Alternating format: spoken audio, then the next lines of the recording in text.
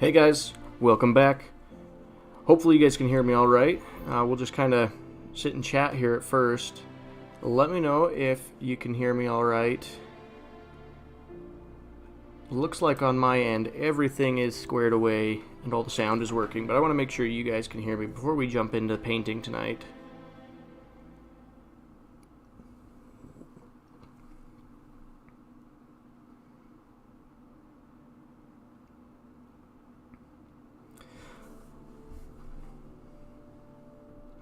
If you're just barely dropping into the stream tonight, go ahead and let me know where you're watching from. Go ahead and say hi. Let's get the chat started. Maybe tell me a little bit about what kind of projects you're working on tonight as we do this stream. Hopefully, you guys are working on some sort of project. I know that a few of my more immediate friends have commented that they've really been enjoying painting their own stuff while they watch these streams. And I hope that's true of many of you. I do enjoy having this sort of hangout feel to the streams. Helps make things feel nice and comfortable. So, we've got kind of some options tonight for what we can paint. We can either continue painting what we were working on last week, which is a hoplite for the city-states. And that could be a fun project. Tonight, if we worked on that, it would be mostly working on the detail work. We got a little bit of edge highlighting left on the cape, but we might skip that, save it till later. We'll work on the leather, the trim, the mechanical parts, the spear, stuff like that. Or, alternatively, we can work on this Minotaur that we built a couple weeks ago.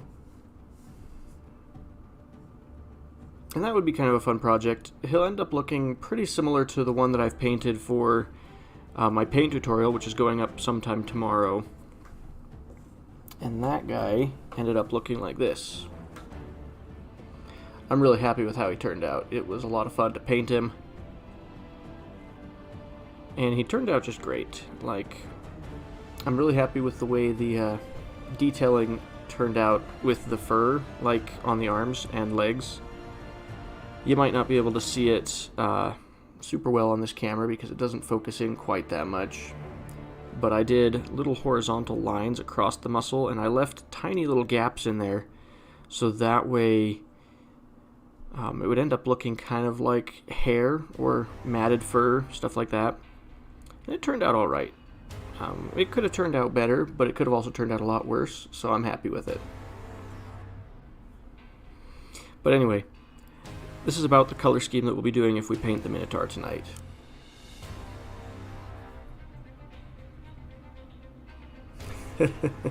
Hey, I see your pun there. It does indeed look utterly fantastic. Thank you.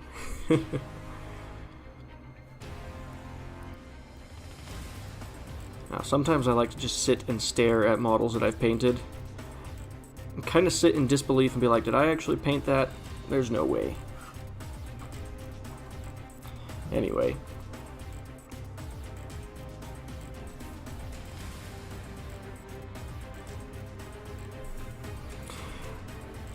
So you said you got in here just a little bit late, Jocelyn.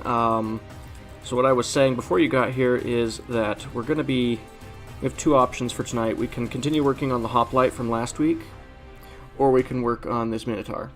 We might get a little bit of both. I will say that if we do work on the Minotaur, we'll probably end up spending most of our time working on the skin, because it's kind of a time-consuming process. But it'll be fun. But let me know if you have a preference for which one we work on.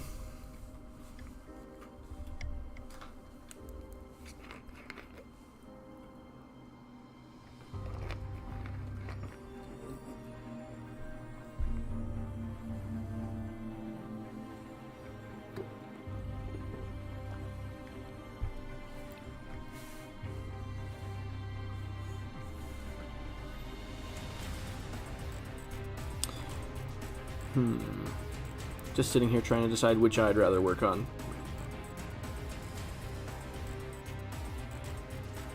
Okay, you know what? That works. We'll jump right into the Minotaur then. So the skin's actually, like, it's not a hard process, it's just a time-consuming one. You have to be patient with it. But we start the process off, depending on how we do the skin. If we do it the same dark brown we did on the first Minotaur, we just start with rhinox hide. Now, if we want to go a little bit crazy and over the top, my other Minotaur that I've been working on, I gave him a couple different colors that I've been working on. So he's got the brown flesh, just like the other one. But then I put black on his back, and it kind of ends up turning out a little bit blue after highlighting, but it still looks good, in my opinion. And then I haven't quite finished working in here on the chest and belly. I did a tan color for that. Haven't quite decided what colors I'm going to highlight it with yet. But we could do something similar for this third Minotaur and maybe experiment with a couple different colors.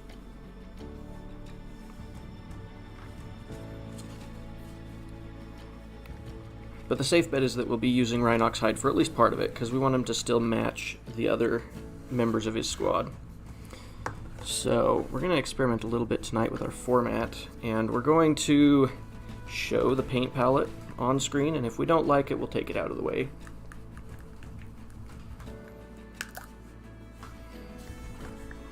So we'll just scoop some of the paint onto the palette, and then we'll add some water. When I do base colors, especially for smoother skin, I like to water it down just a little bit more than maybe what was intended.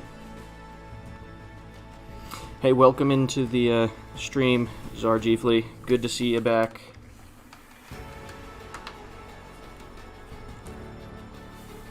To catch you up on what we're doing, we're getting ready to start working on this Minotaur. Okay, so all we're going to do, take our brush, and one thing that's important when you're doing base coating, don't fill your whole brush up with paint. Only get it, you know, in the first half of the brush. If you get it up in the top part of the brush, you end up having it dry in the center of the bristles, and it ruins your brush faster. So when possible, only get it in the tip of the brush. And we're just going to start layering this on. Personal preference of mine, but as much as possible I like to keep my brush strokes going the same direction. Doesn't matter a ton, especially with how much we've thinned this paint. It's going to come out pretty smooth regardless.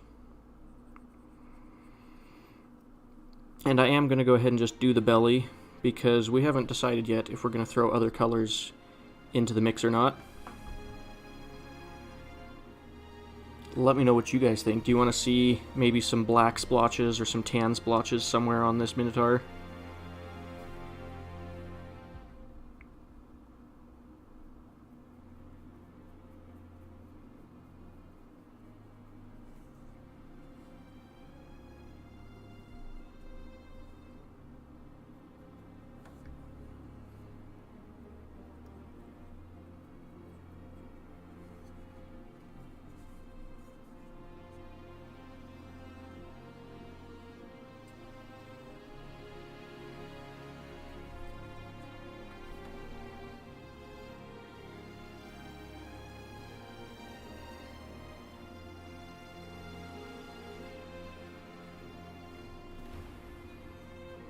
Now I am painting his nose here. The nose will end up a different color by the end of this project. The other Minotaur has a gray nose.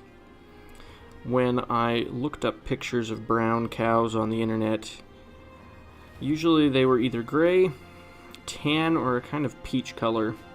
I chose to go with gray because I felt it matched this color scheme a little bit better. But that's kind of towards the end of the painting process for this particular color scheme, so we won't worry about it just yet. For now, I just went ahead and put the brown over it.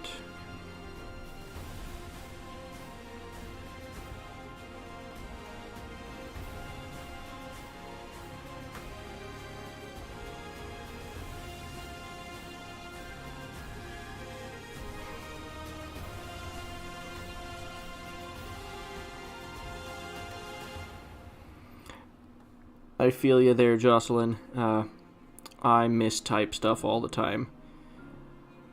And it's even worse when I try to message with my phone, because my autocorrect always takes anything that I spell wrong and corrupts it even worse. So I end up saying weird stuff.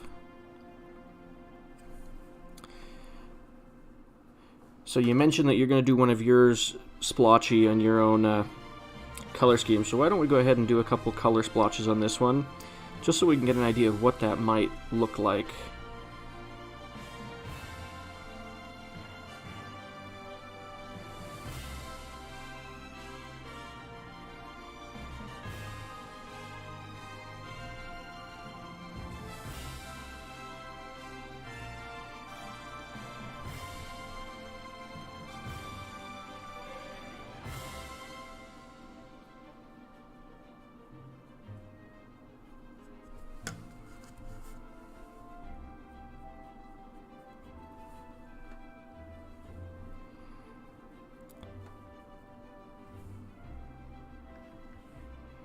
Now the question is, should we do tan splotches, black splotches, or both?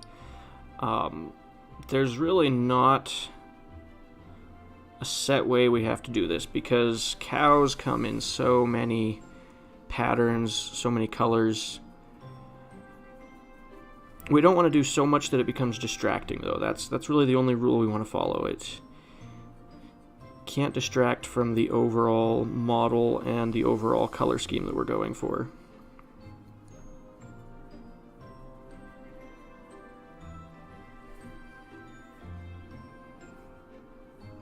Okay.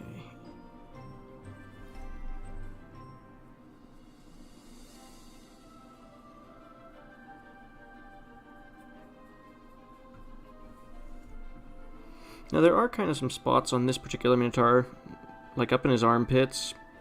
There's a big enough gap you can get in there with a brush, but it's a little bit annoying. And I see that under this armpit there's even a leather strap that goes under there. That's probably going to be a bit annoying to paint later on. So, might be a good excuse to leave the arms off when you paint your own. But at the same time, that's up to your personal preference. I find with Conquest models, I tend to assemble them completely and then paint them later, with the exception of shields. Any model that has a shield, I leave the shields off.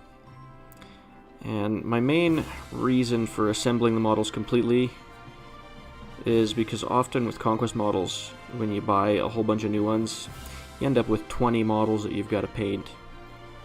And if you don't have time to get to them immediately, they just end up not getting used. And so, if you build them completely, then at least you can put them on the table and use them.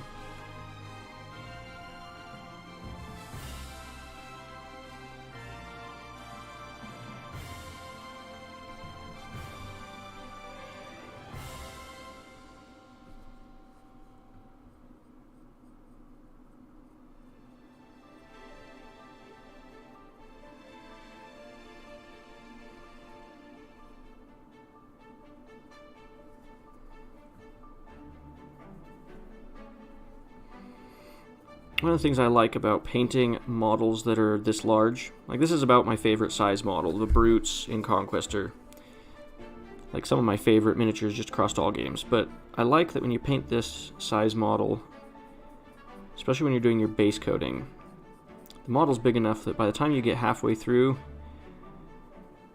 the skin that you painted at first is dry, so you can start kind of doing your second coat at the same time, so you never have to stop painting.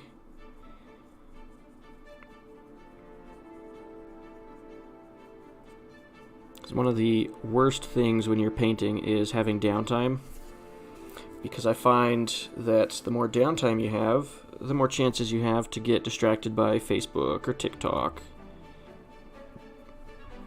Even just today, I think I lost probably about an hour of my day to YouTube just watching random videos because I was waiting for a coat of paint to dry. If we didn't get distracted like that, we'd probably get a lot more painting done.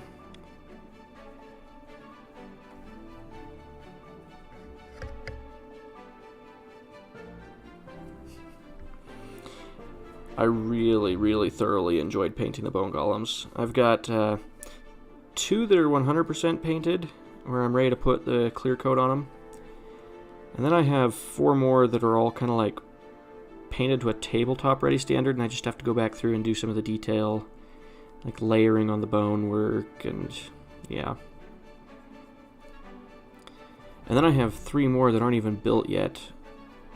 The Bone Golem build is probably my favorite way to play Old Dominion. They're just such a consistent and reliable unit. They hit hard. They're durable enough to survive some of the heavier attacks in the game. And then these Minotaurs are going to be quite the playstyle change for me because depending on which variant you play, the Haspits have Vanguard, so they're moving 3 times, which means, 3 times the turn they come onto the board. Which means they're going to be very up in the enemy's face, especially since they're only mediums. So they can come on round 2, especially in 2nd edition where you're guaranteed 1 auto-pass unit for your reinforcements. So I'm very excited to try a very kind of early and mid-game aggressive build with Minotaurs in my city-states. I think it'll be a lot of fun.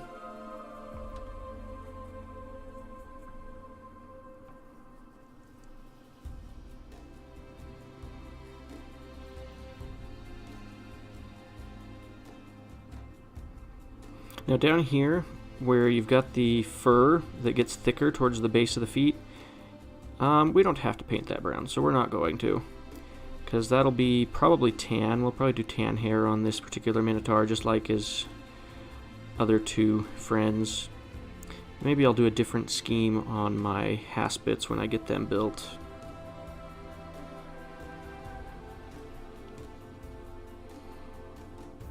Now it looks like the leg does extend up into his skirt a little bit, so we're going to have to try to get a brush in there. Luckily we're using a pretty long brush, so it can get into tight places pretty easily.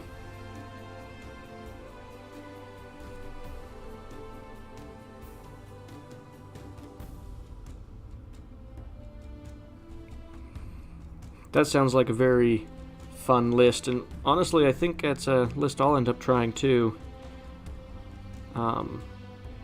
You can actually play almost entirely Minotaurs because of the way that the army is structured. If you take the pole mark as your characters, you can take 2 pole marks, and then pole marks can take Haspits as mainstay. So you'll only be able to get 3 units of Minotaurs per pole mark, unfortunately, because he does have to take an infantry squad for him to connect to. So what I'll probably end up doing is I'll probably have 2 units of Haspits, and then a unit of Thyrians, and then a squad of probably hoplites for their defensive capabilities. That way they can keep the characters alive. And I could see running 2 of those being very fun. Now, you are limited to 2 in tournament play, because the tournament scenario packet lists an extra rule that you can only have 2 of the same character. But in, say, a narrative map campaign or a Legends campaign, you could have 3 and have more Minotaurs, which would be really cool. And then you can squeeze extra Minotaurs in here and there with the auxiliary stands. That's going to be fun to play around with.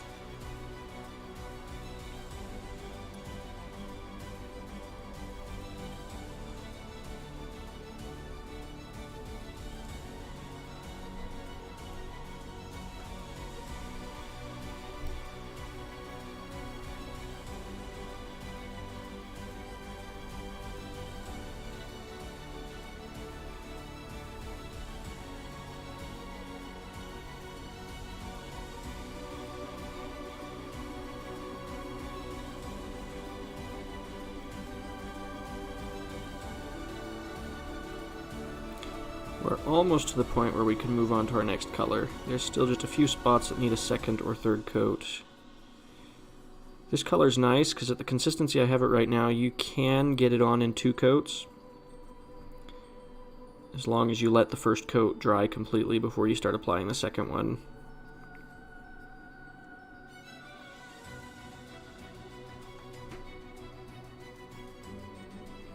You know, I'm inclined to agree. I think a all Minotaurs list could actually do really well. It could be really fun for the overall meta of the game. The fast-moving capabilities of the Haspits, the hard-hitting of the Thyrians. The only thing I worry about with the Minotaurs and their performance, the Thyrians, if your opponent is aware of how squishy they are, and they're smart, they will be able to shoot them off the table before they get to combat. Because Thyrians only have defense 2, they don't have shields. So I'm almost thinking that the best way to run Thyrians might be to throw them in as auxiliaries. Throw that punch into an infantry squad instead of running them as standalone squads. But I haven't got to try it yet, because obviously my army's not built yet.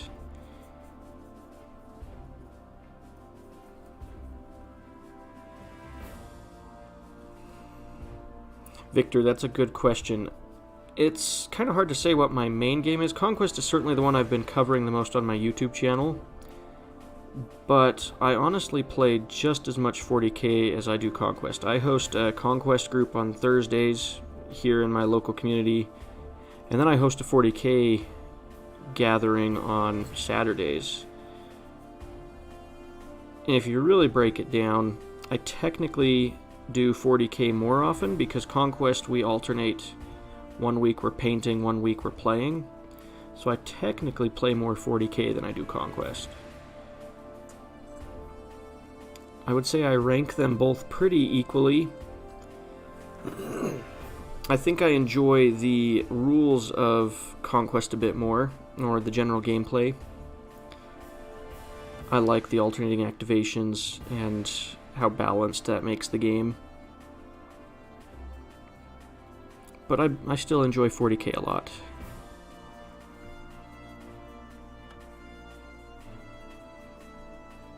In fact, so the video that I have coming out tomorrow is a Minotaur tutorial for Conquest.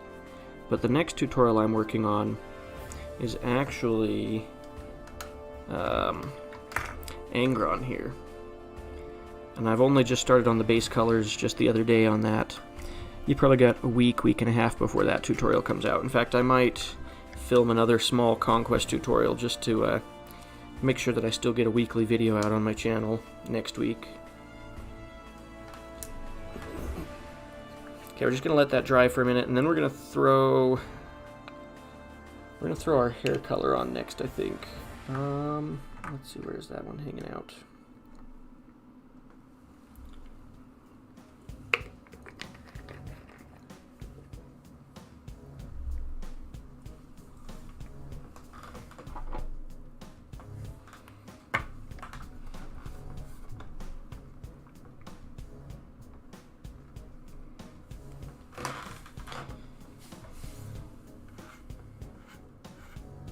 Okay, so we're going to, for our hair, we're going to base it using Baneblade Brown.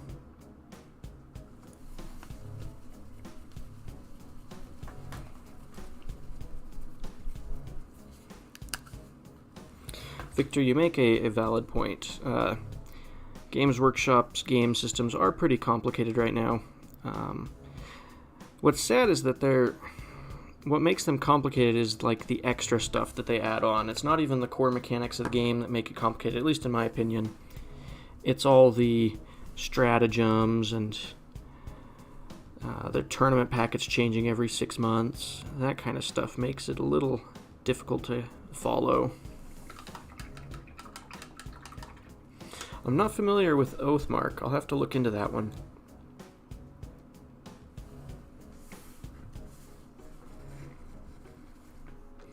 Okay, so here we're going to do our hair, and I'm going to use the same brush. Luckily this brush is fairly new, and as a result the tip is still fine enough that we can get into the more difficult to access parts for the hair without overpainting too much. So we'll go ahead and stick with this brush.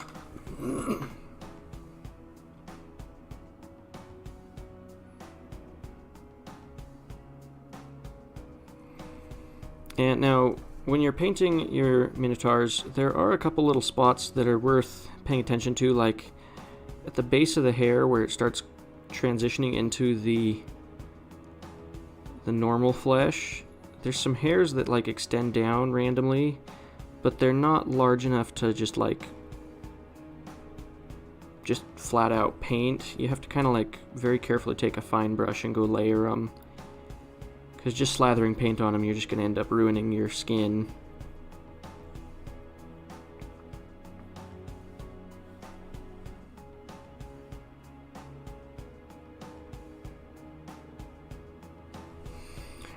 Did we decide what color splotches we wanted to do on this guy? Are we going to do the tan ones or black ones? Let me know what you guys think. Kind of an example. The black splotches will end up looking like the black on the back of this Minotaur. And the tan's going to end up a little bit closer to his belly. I haven't layered the belly on this yet, so it'll be a little lighter than that.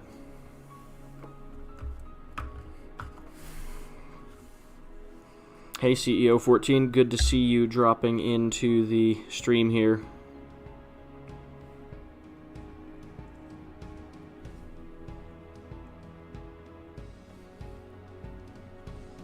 Okay, I'm seeing one vote for black.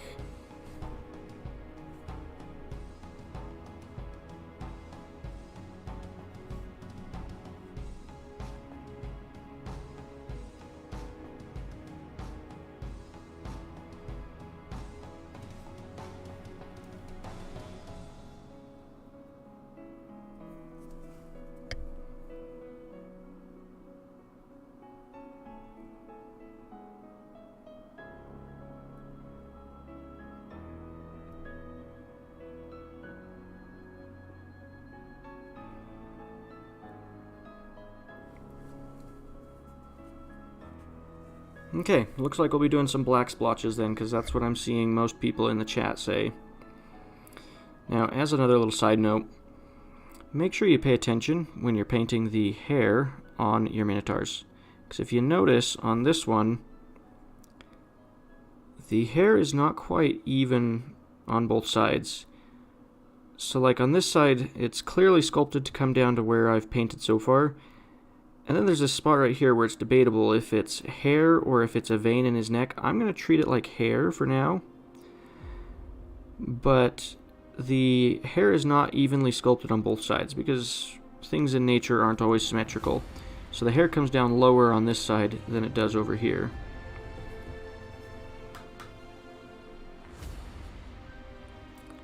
Purple, huh?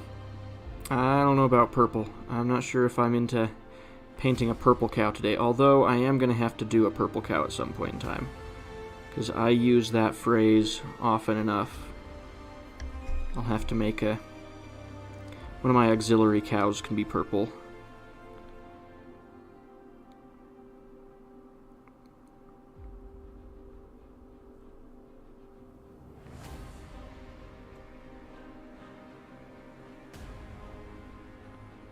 Once again, as we get up towards the face, there's a couple little odd hairs that don't quite connect to the main body of hair.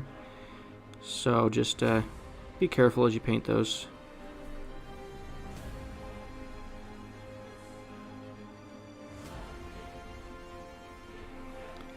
My wife, her apex predator has some purple going on, and it actually looks really good. She's been doing like almost like a purple that's almost black for the main body color, and so it ends up looking black from a distance. And then the feathers on the back are a lighter purple, but they also have bits of blue in there, and I think they build up to either a gray or a white. I'd have to go look at it again, but I've really been enjoying watching my wife paint it. It's always nice to see paint ideas outside of my own, because how I prefer to paint stuff is definitely different from other people. Okay, we're going to do the hair down here at the base of the legs as well.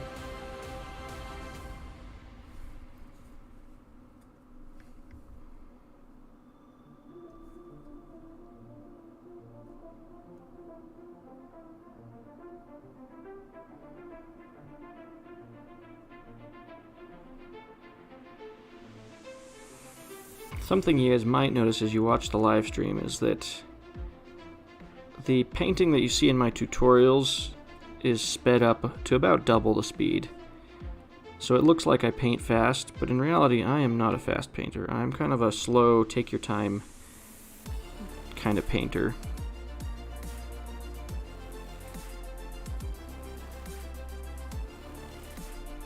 I think I've actually gotten slower as I paint more, because instead of just getting good at the few techniques I like, I tend to try adding new techniques in that then add additional layers of painting to each project, and so I end up spending more time on the projects. Now I am doing, more detail as a result, but I used to be able to sit down and paint a model in, 3 hours, 2 hours. But this model will probably take 6 or 7 hours to get done.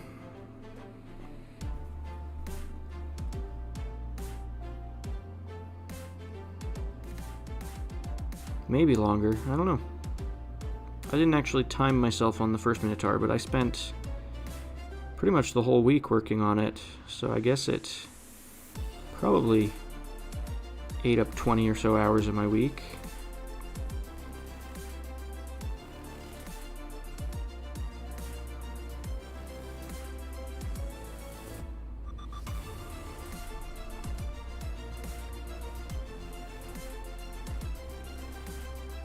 Now, I apologize, you guys won't be able to see me working around the insides of the feet very well, because just the way the model and the lighting and the angle I'm painting at all kind of combine together. It is important when you're working around the feet to watch for those odd little hairs that extend up above the rest and make sure you paint them. And also watch for the veins. These guys have a lot of veins that are sticking out of their skin. And you want to make sure that you don't accidentally mistake those for hairs either, because that might look a little odd, depending on what color you're doing for the hair.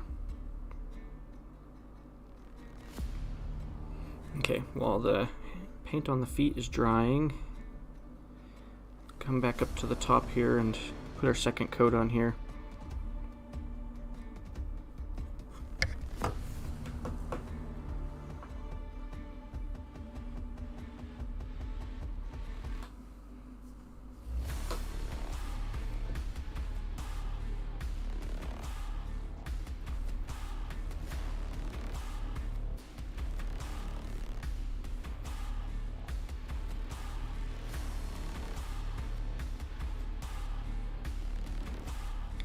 Once I get this coat of paint on, I'm going to take like 30 seconds. I'll still be sitting here talking to you guys, but I'll put the brush down because I need to send a text message, because the same friend that called me this time last week just called me.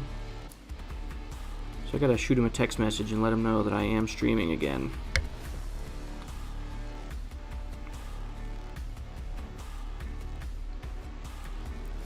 And let him know what time I'll be done, so if he wants to go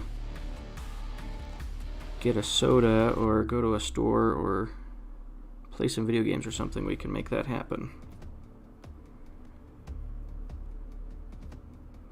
Looks like I'm going to end up having to do 3 coats on this fur. I watered the paint down just enough that it's not quite going to go on in 2. So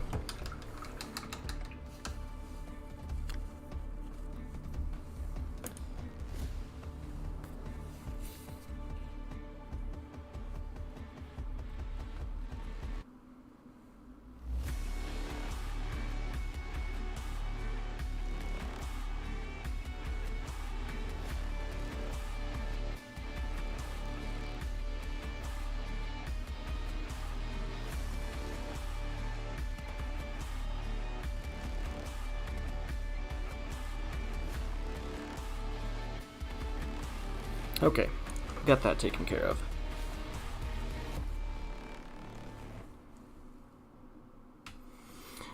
I agree with you there, Jocelyn. The extra time that you put into these miniatures is worth it, especially for models that are as noticeable on the tabletop as the Minotaurs are. Once I finish this coat of paint here on the feet, I'll pull up the Minotaur that's finished so that those that weren't here at the beginning can see what it looks like.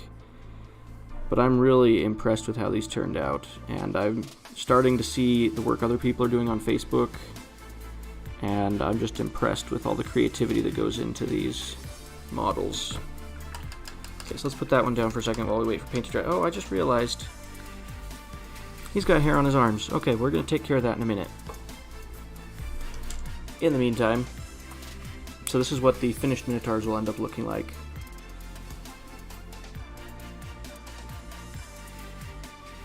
And I'm really happy with the way this turned out. It's not going to show up as great on camera right now as it does in person, just because the camera, it just never... I've always found that, at least with my painting style, the camera never quite picks up everything and never quite does justice to the model. I'm really happy with how the eyes turned out on these. The Minotaurs are actually some of the easiest eyes I've ever had to paint. And part of that's just because cow eyes are pretty basic. They're just a little bit of white with a big black or dark brown, center of the eye. So, but that's what we're shooting for. Obviously, the other ones aren't going to have quite as much of the bronze armor because that's the only one that has full armor. Okay, moving back to the fur and hair on the model. Completely failed to realize that this one has hair on his arm. This is the only one of the 3 that come in the kit that has the hair on the arm.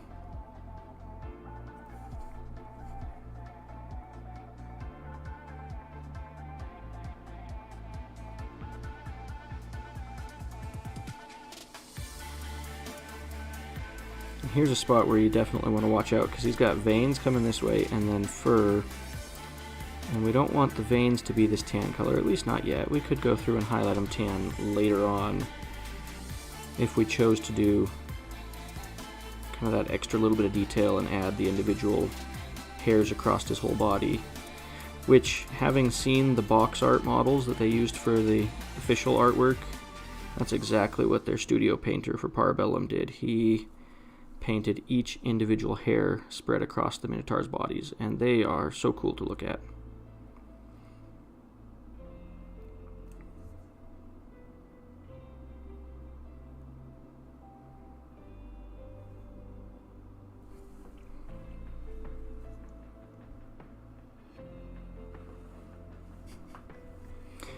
Yeah, these models definitely can give out some Warcraft vibes. It's kind of funny you mention that because the terrain that I've painted for Conquest, all of my human-looking buildings, I've painted with blue rooftops just like the buildings in Warcraft. Classic Warcraft. I actually haven't played World of Warcraft at all.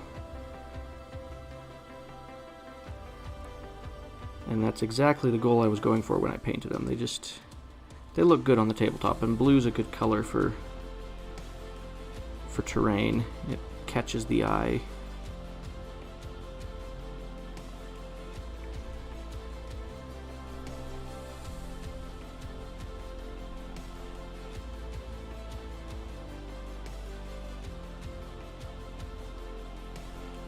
Okay, while that's drying, we'll go back to doing our third coat.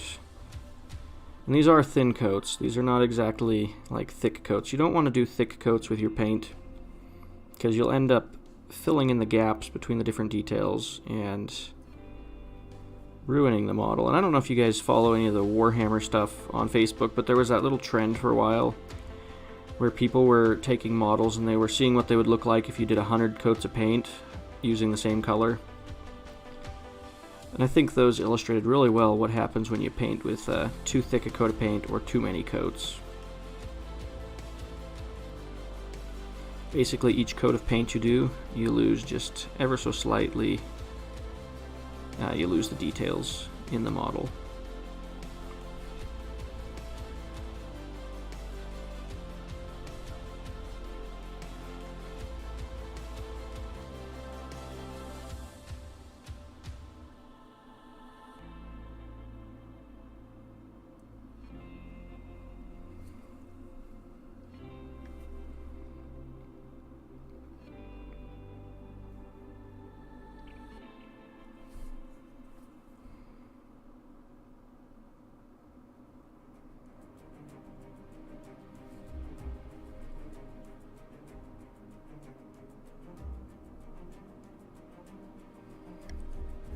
So fun fact for anybody who's planning on collecting city-states, if you go to your local retailer where you buy your conquest, with their retail orders, they got two little pamphlets. They got a Path of Conquest pamphlet for the city-states, and Parabellum just kind of like casually revealed one of the future kits for the city-states in that pamphlet. The Thorakites and Agema kit that's coming out in, I believe it's either April. I want to say it's April. That's featured, like they show the renders in that pamphlet.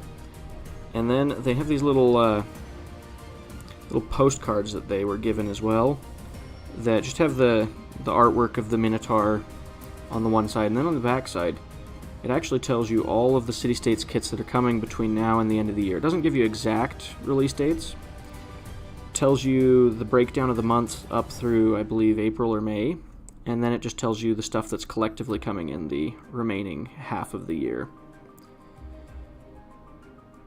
And I'm excited for it. We're getting the Eidolon, which is, to me, he's the coolest sounding character in their army list.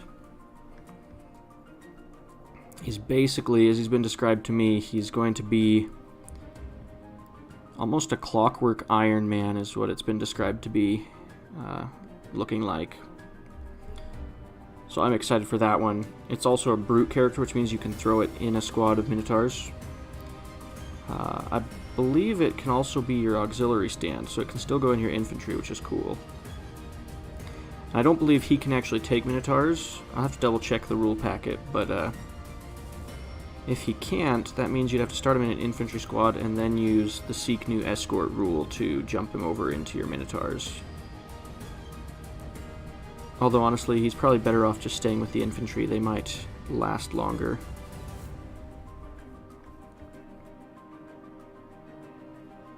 I believe, I want to say Clockwork Hoplites were also on the list, as are the Satyrs, all of which will be very cool. Okay, we're done with the hair, so we're going to, we gotta wait for that to dry before we can put our shade on, because for this particular scheme I do the basic skin wash the same across the hair and the skin. So we'll do it all at once it's all dry. I think we'll decide where we're going to put some splotches. And we'll use Abaddon Black as the base color for those splotches. I'm thinking we do a splotch that starts on his neck around here and comes down across the chest and then up through here into the armpit. Thinking that would be kind of cool. And then I'm thinking on his back we do small splotch here, and maybe one starting towards the spine and moving out around the shoulder blade. And then why don't we do another one here on the thigh.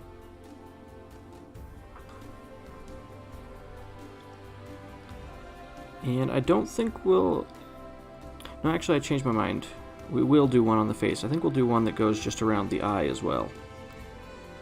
Yeah, I think that'll be cool. So that's what we're going to do. Jocelyn, I agree with you. I'm very excited for the Promethean and Hephaestion giants. I'm going to do a tutorial on one of them. I think I'll buy two in the long run. I'll buy one at first, and then the second one when I can afford it. The first one I'll use for a tutorial, and then the second one, maybe I'll live stream that one eventually once we get there.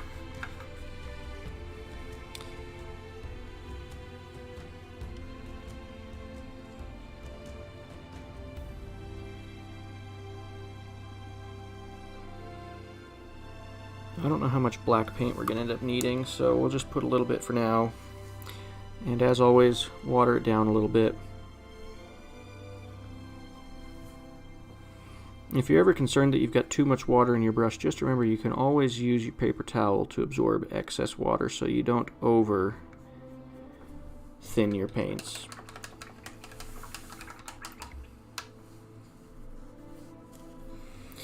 So one of the units I'm really excited to see gameplay-wise, the models they'll be cool, I'm sure, but the satyrs, I believe it's the satyrs, have a squad that is going to be able to enter the board from any board edge, regardless of your deployment zone, with the exception of I don't believe it'll enter on your opponent's board edge.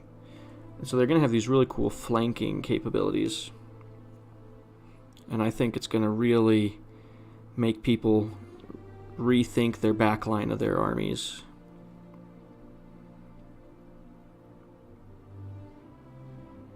So as we're working on this splotch here, for it to look natural, it needs to not be a super even, clean shape.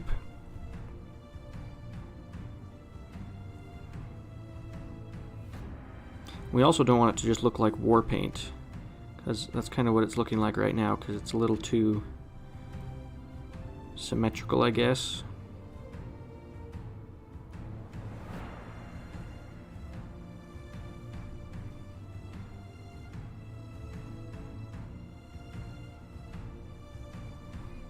Okay, and then we're going to do the one up here around the eye. And this one we want to be careful not to fill in the details of the eye. Like, you can paint into the eye socket, that's no problem. But we don't want to overpaint here and ruin the eye so that we can't paint it to look nice later. Perfect. I like that. And move to the back here. We'll do one down here.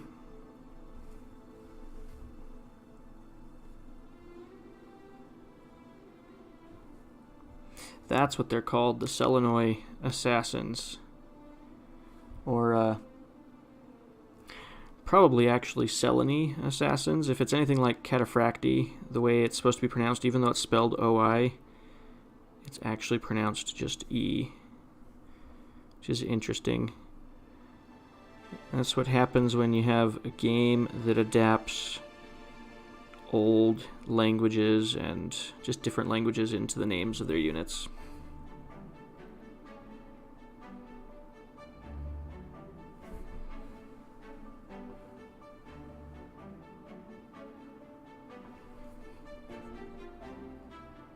Just like I was watching, Parabellum released a video talking about the city-states the other day on their YouTube channel, and Leo referred to, so you have the hoplites, and then their other variant, I had been pronouncing them phalangites, but according to Leo, it's phalangites, which makes sense. It was just not the pronunciation I thought it would be, and so it kind of threw me off when I first watched the video.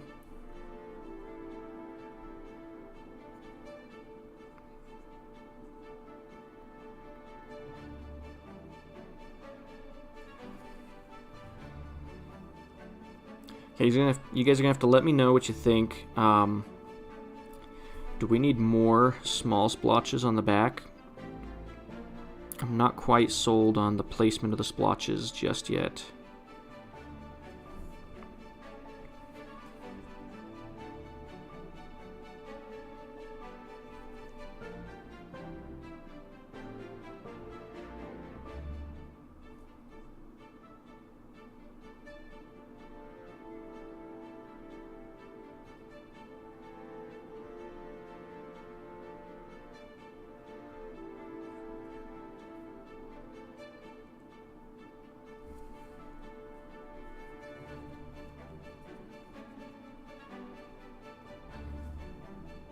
Why don't we throw one up around his knee as well?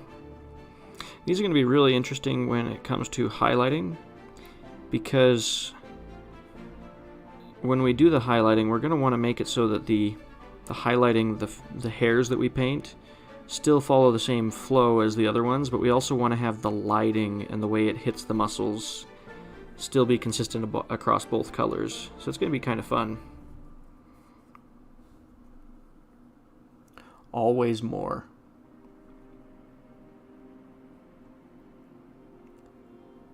Okay, well, we'll do more then.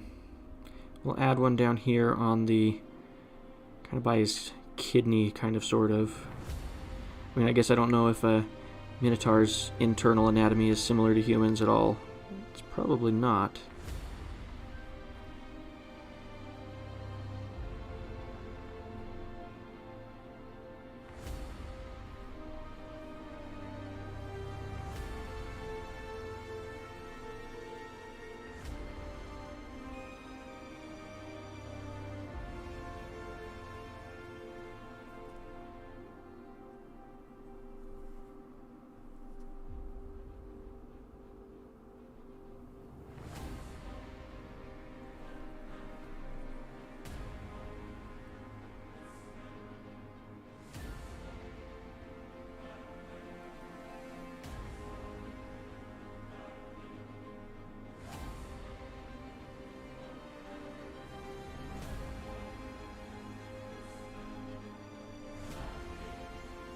Why not? We'll throw one on the hand as well. It's kind of a small spot, you won't notice at first, but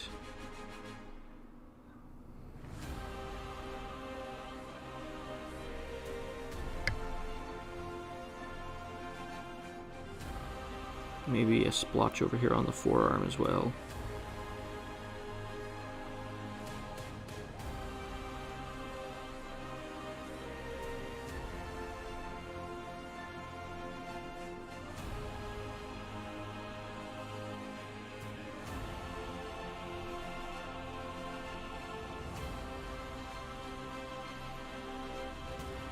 Now when you do your own model and you're placing splotches around and you do any on the face, just remember that when people look at your miniature, the first place they look just automatically is the face of the model. And then from there to the base plate, and then the eyes slowly move up the model. That just tends to be how people naturally look at the models. So if you're going to put splotches on the face, make sure those are the best splotches on the model, because they're the ones that are going to determine whether or not people continue looking at your model.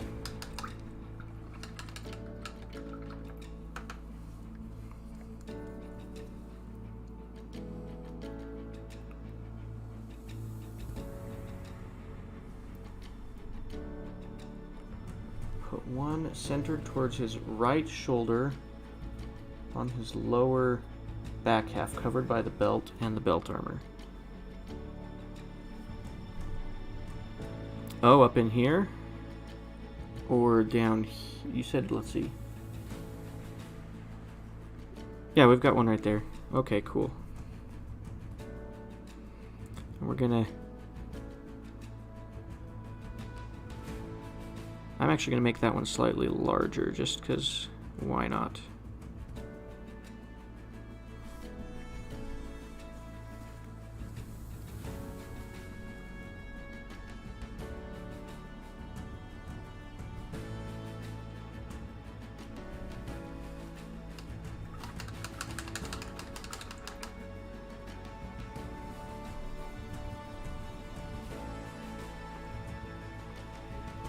Okay, at this point the tan on the hair is dry, so I think we're going to go ahead and move on to our wash.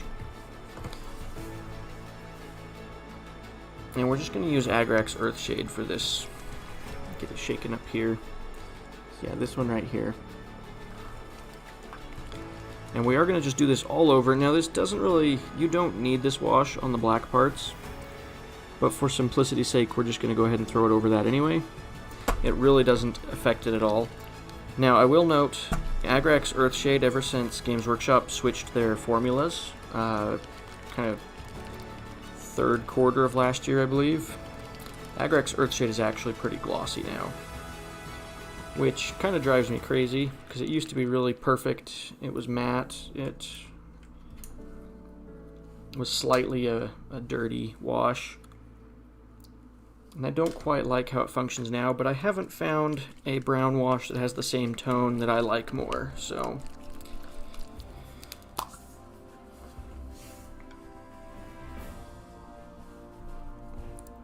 I'm using a slightly more beat up brush for this as well, because doing washes, especially overall washing, tends to just destroy brushes because the brushes absorb it up into that inner portion of the brush. So we'll just start slathering this on.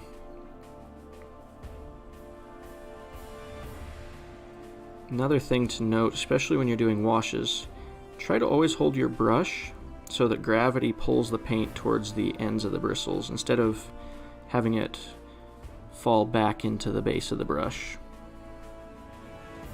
Sometimes it may not be possible, but when it is, it's definitely something to think about.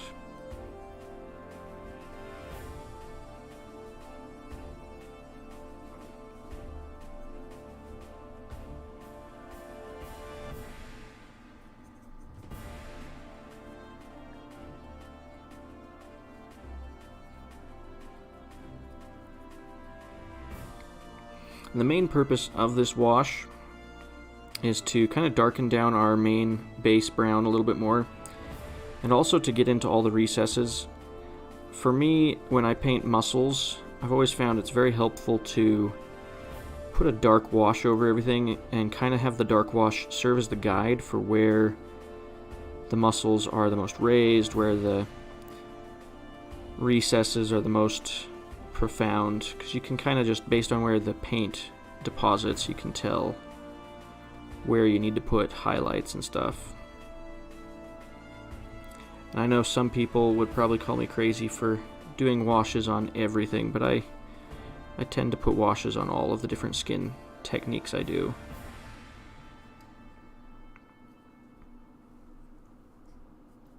At least for the first layer of washing. There's going back through and glazing, specific tones into the recesses and stuff you do with lighter colored skins.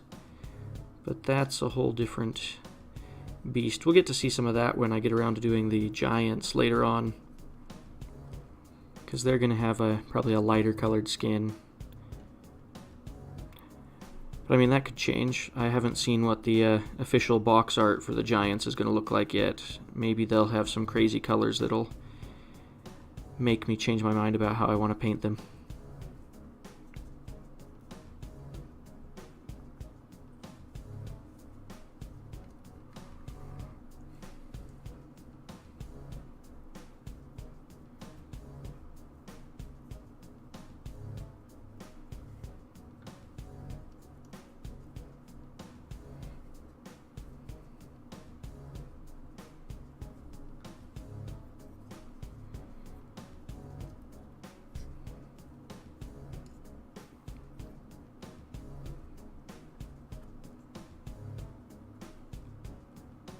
Okay, well, now we've got that wash on there. Actually, I did miss a spot. Got to get the other side of his face. Just a second. We're not moving on yet. We're going to have to wait a few minutes for this wash to dry, especially with how heavy I put it on in some spots. So while we're doing that, I think we'll go ahead and start picking out some of the armor. Some of the base colors for the armor.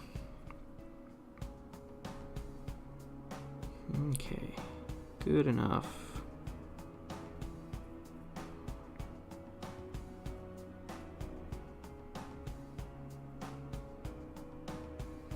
And make sure when you do your washes that you don't let them pool up too much on your tan hair, because we do want to maintain some of the original color of the tan fur dash hair stuff. We don't want it to be darkened down so much that it doesn't look good when we dry brush over it later.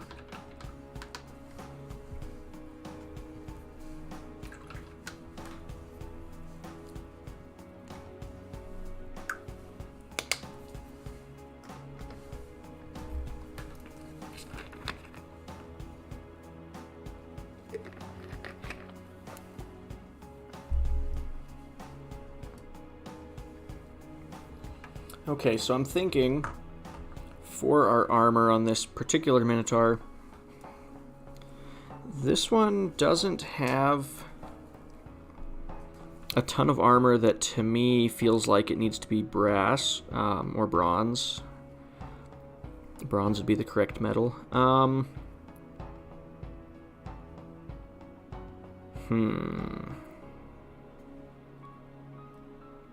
So I'm thinking the square lamellar armor that he's got around his waist and down here and on the lower half of his shoulder pads,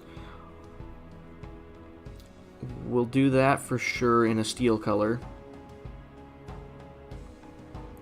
And then I'm thinking maybe... So the scale mail I'm undecided on, because I think it's smart to incorporate the bronze armor in somewhere, because that's what we're doing across the rest of the army. But I'm not sure if the scale mail would look good as bronze. What do you guys think? So the scale mail is these pieces up here and across here. Do you guys think we should do that in an iron color or in a bronze color? To give you an idea, the bronze is going to come out like this Minotaur's. So it's very bright, very shiny. And then I did the scale mail on this one in an iron color, and it turned out pretty good. Do you think it'll look weird if the one we're working on now doesn't have any bronze on him? At least not as a main color. We could maybe throw it in as a highlight somewhere. Like maybe we throw it in as just a highlight around his little belt buckle that he's got going on here. And then I'm pretty sure this piece here is more of like a... I don't know, to me it's kind of more of a leather armor looking plate, but it does have rivets, so maybe it's meant to be plate mail as well. I might actually take a moment and look up the official paint job and see what they did for it, just to get an idea of what we should do.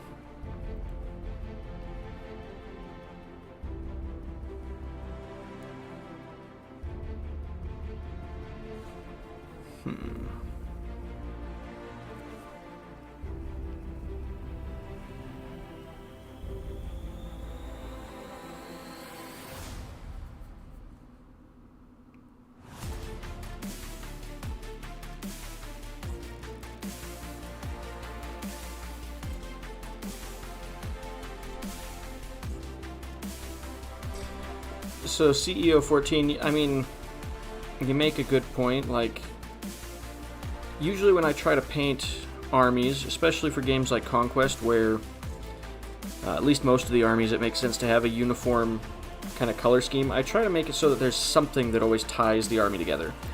Now in the case of the Minotaurs, I think that color is going to be the green color that we put on the clothing. That's kind of what fully ties them together. And then the rest of the colors, it's kind of like we just have to stay within a certain variation of the same color palette.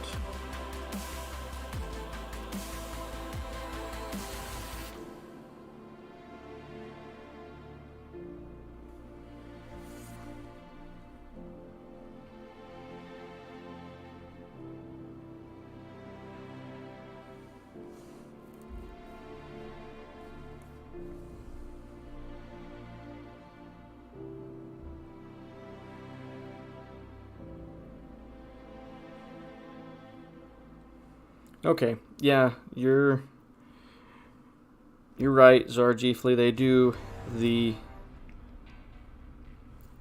big metal plate tasset that hangs down in the front. They do that as looks like bronze in the artwork. And then the official artwork does all of the armor as steel.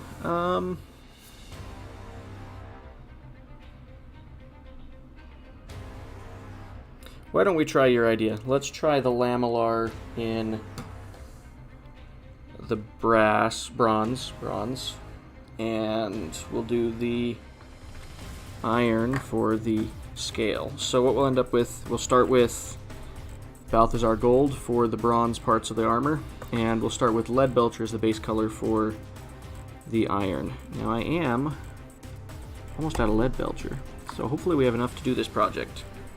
If not, I'll have to substitute another color in.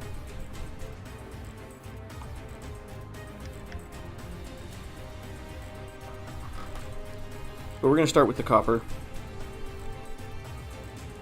And we might not get both of these colors down before we start going back to the skin, because I do want to make sure we get through the basic technique on the skin before the end of the night.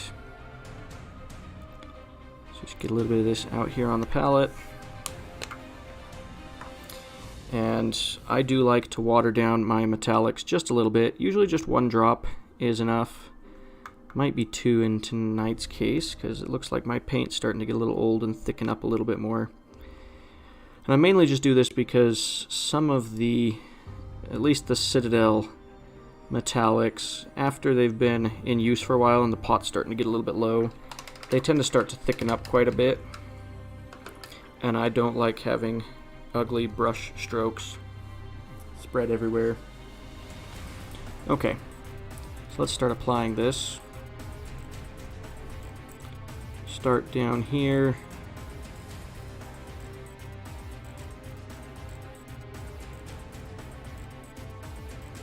And luckily, we don't have to be too precise with this. We can just kind of slather it on because the trim is leather, and we're going to do that later.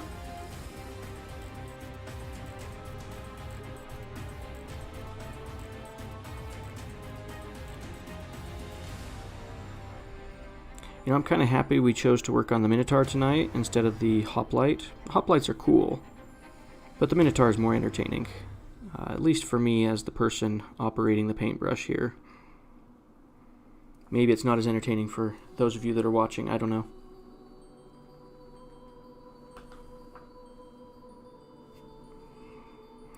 Czar Giefly, hopefully I won't need your extra pot of lead belcher. That would be kind of silly to make you run over here midstream. I think we should be fine for tonight's stream. I've got enough lead belcher to do this armor, I think.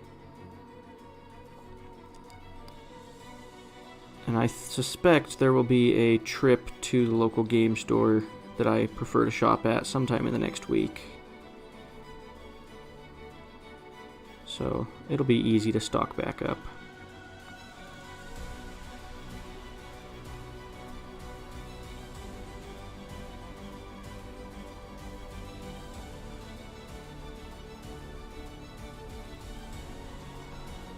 Okay, good call on the putting the bronze on the lamellar. I'm liking how that looks. This is one of the things I like the most about doing these live streams, is I get input that's not my own on how to paint these. And I end up painting things in ways that I probably never would have done otherwise. So thank you guys for that.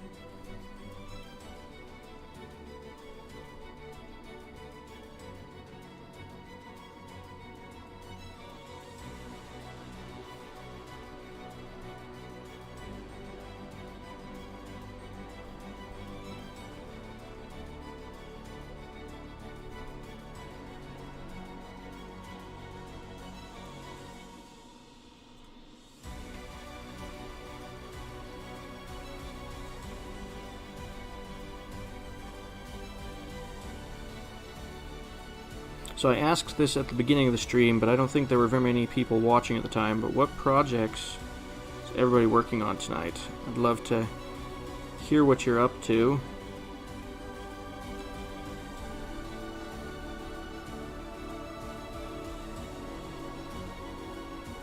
And if you're not working on a project tonight, well, you should.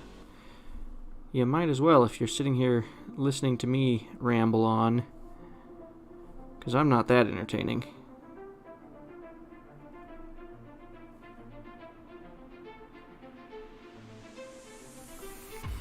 Okay, moving up to the shoulder pad here. We don't have to be super careful since we're doing this color first, but I am going to try to minimize how much of this copper I paint over onto the scales.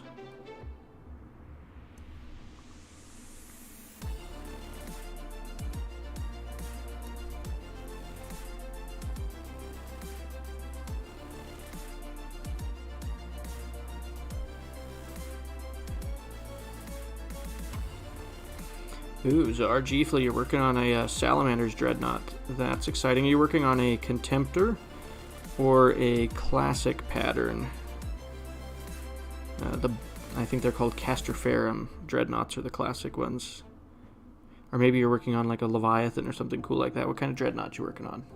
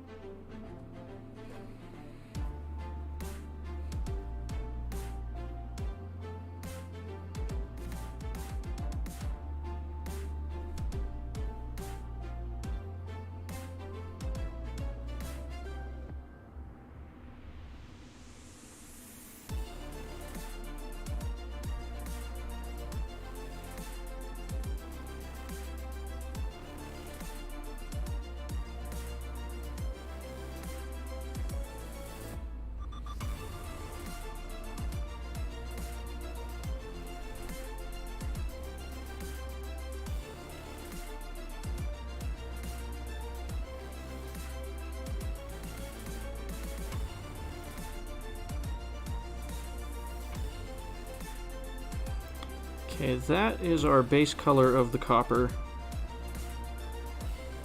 And it's looking pretty good. It's looking like there's only a few spots where we'll have to do more than one coat. For the most part, this went on in a single coat. It's the beauty of painting over a black base. Metallics go on super fast and super easy.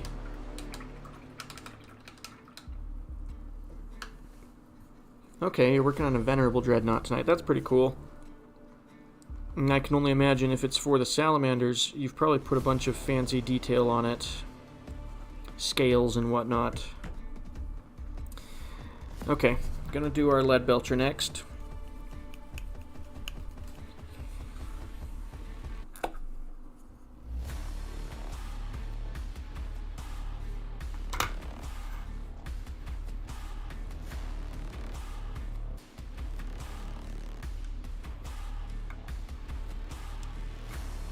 Probably going to regret this, but as I was getting this paint out, I got way too much paint in the brush here, and now I have to rinse it out really well to ensure that that paint doesn't solidify up in the bristles of the brush. We are going to put just a little bit of water in here. Same as before, we just want to get this paint to the right consistency because it's kind of an older pot, so it's drying out a little bit.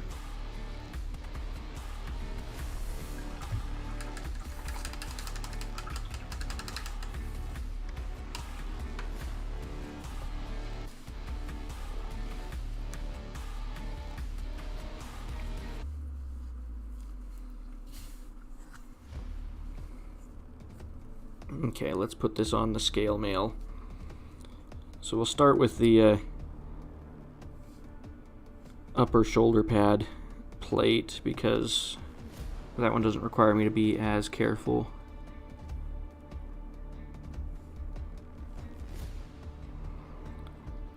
Part of my painting philosophy is that when you are painting a model, always start with the stuff that doesn't require as much attention, like in terms of having to be careful with where you put the paint, and then from there transition into the stuff that requires a little more control.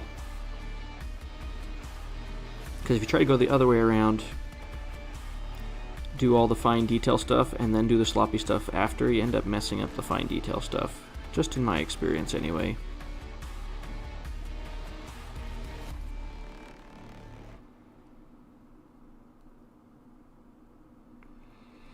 Now it's looking like most of our wash has dried. There's still a couple little spots, some of the deeper recesses in the hair that look like they might still be wet. But once we're done putting this lead belcher on, we'll go back to working on the fur and skin and everything.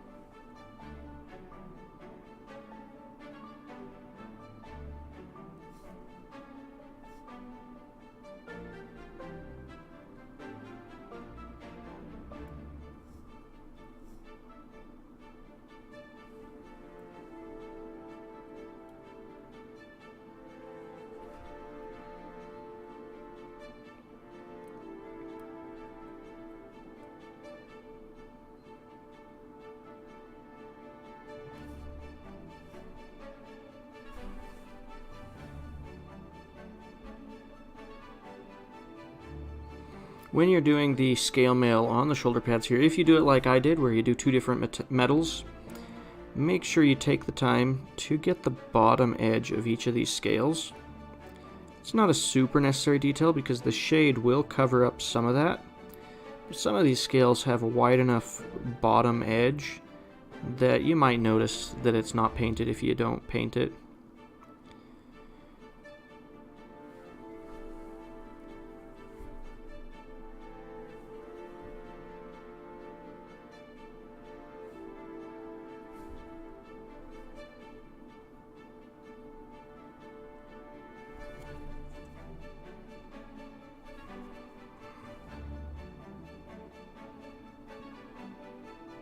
Something else to think about while you're doing scale mail like this, and anytime you have scales or fur texture, if you paint against the scales, you tend to only catch the most raised parts of it. If you're wanting full coverage, you want to go in line with the direction the scales flow. That way your brush hits the edge of the scale and falls immediately down into the next scale. Whereas if you're going against the flow of the scales, you're only catching the raised ridges. Unless you got a lot of paint on your brush. If you got enough paint on your brush, it won't matter which direction you start your brush strokes from, it'll cover it all anyway. But at that point you also run the risk of destroying all the details that are sculpted on the model.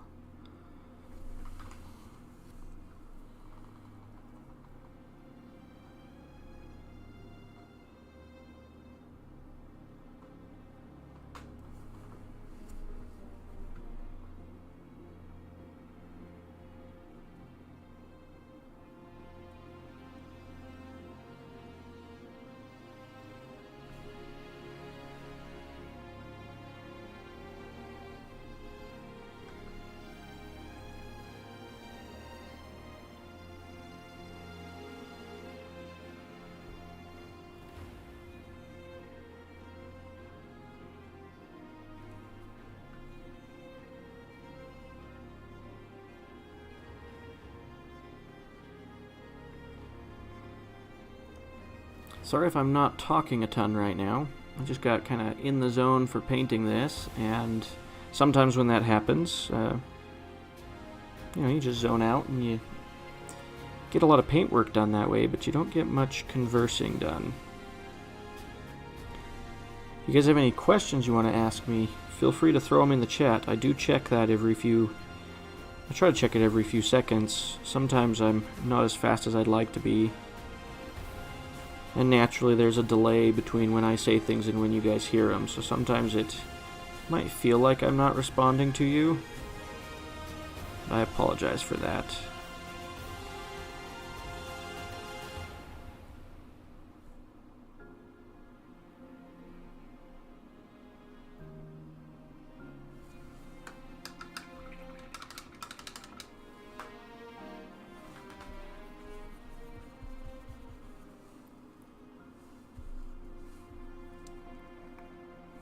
I think we're going to do this plate down here in iron as well. Doing it in the bronze would probably look okay, but I feel like this is more appealing to look at, because then you've got two metal colors on the top and two metal colors on the bottom part of the model.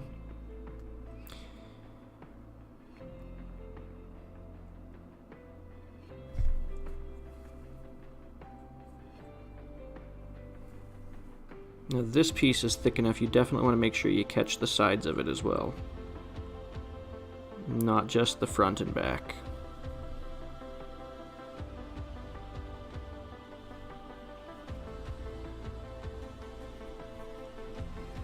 And the back side's only this little tiny piece that hangs down here, so it's pretty easy to get to.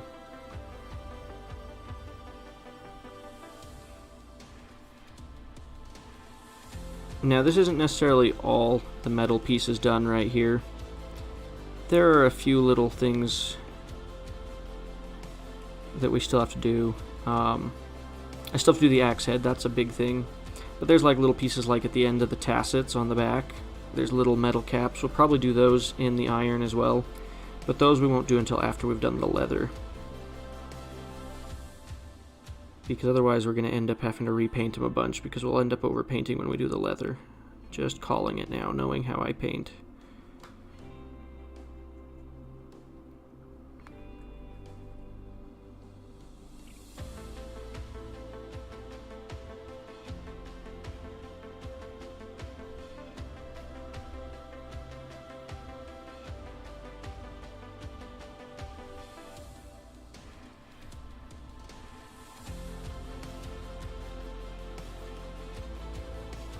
So this axe is actually got a super interesting design for the grip, as I'm sitting here looking at it.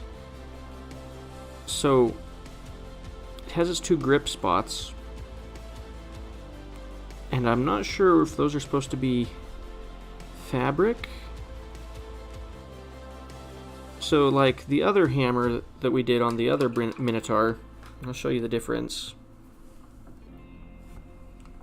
So this Minotaur, his hammer clearly has a wooden pole for a handle.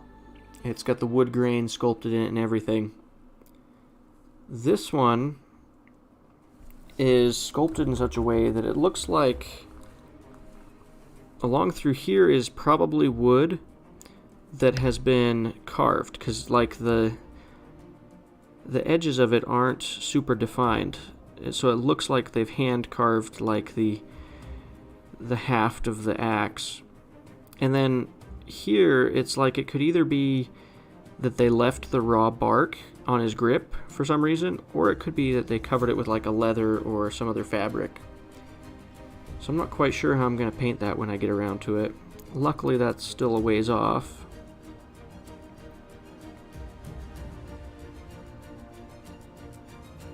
Just kind of an interesting design in my opinion.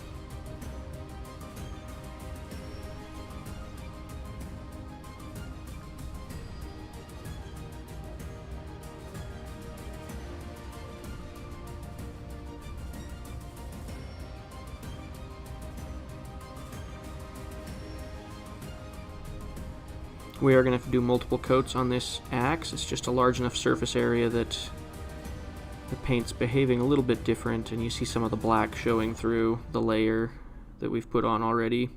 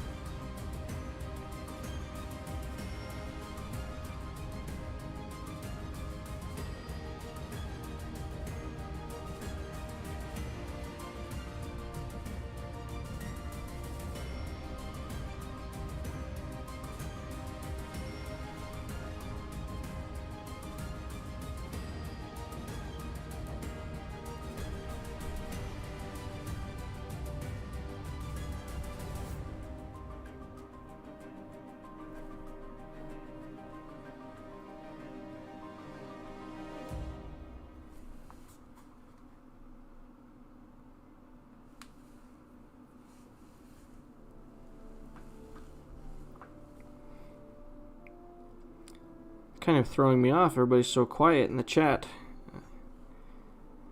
The last couple weeks we've done this, there's been pretty much constant conversation in the text chat.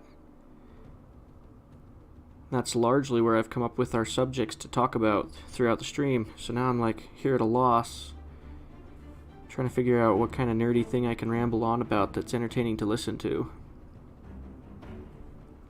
As much as I'd love to tell everybody the secrets of playtesting and what's in the future of Conquest, I don't think I'm allowed to do that, so none of that, I'm afraid.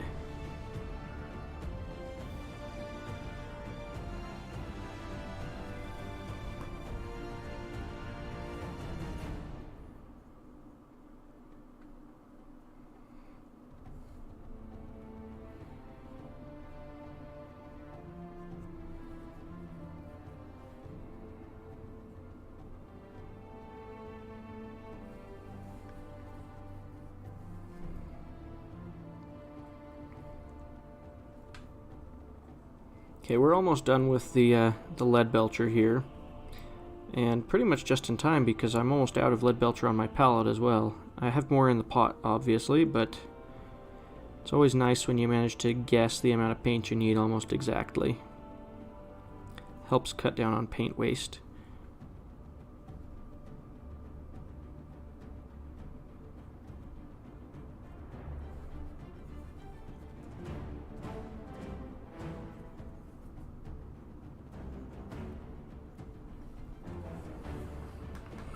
Okay, let's move back to working on the skin.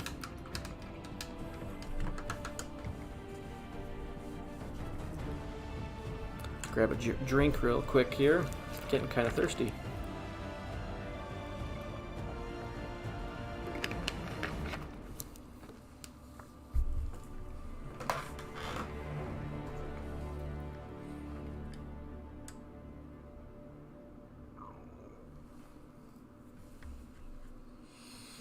Okay, so for the skin, what we're going to do is we're going to bring our rhinox hide back, like we started with at the beginning. And we're going to, let's see if I can find my other color, also be using Mornfang Brown. So what I like doing,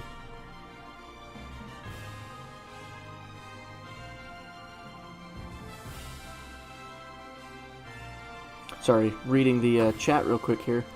Texas Wargaming. So you ask what the note about the sprues was in the 2-player starter set. So if you look at your Minotaurs, they have that little sprue that has your, I want to say it's an arm and a leg for the hero pose Minotaur, so this one. And what ended up happening is that little mini sprue ended up having a production issue in the first print, something that didn't get caught before they sent them to mass produce or something like that.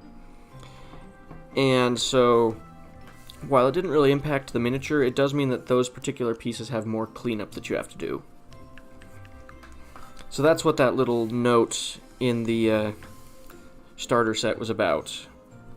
And they did say on the note, I believe, that the issue has already been fixed for future prints, and it's just that first wave of models that has the little bit of extra flash to clean up. And I believe I showed that 2 weeks ago when we were building the Minotaurs. Okay, I'm just shaking up my paints here. So what we're going to do, what I like to do is I like to pick, when I'm doing skin, a base color and then the color that I actually want people to see.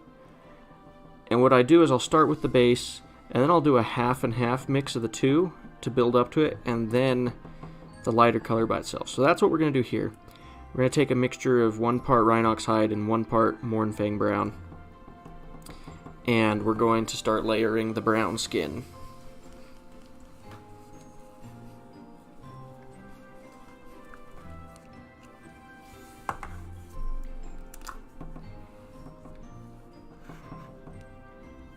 I'd like to know what you guys think. Is having the palette on screen helpful at all, or is it just kind of another distracting thing to look at on the screen? I guess, yeah. Helps if I don't totally bump my camera around, doesn't it? When it's on screen, it's more useful than when it's only partly on.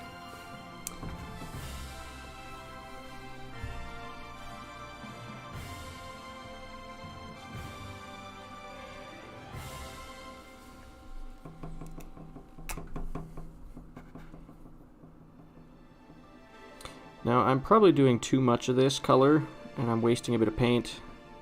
At this point, it's kind of too late. I've already got the paint out. But we've got 1 and 1 of each of the 2 parts, and I've set them next to each other in the palette. Get a bit of water. I've always like watering down the paints. Helps them mix together better. And then we just start mixing them.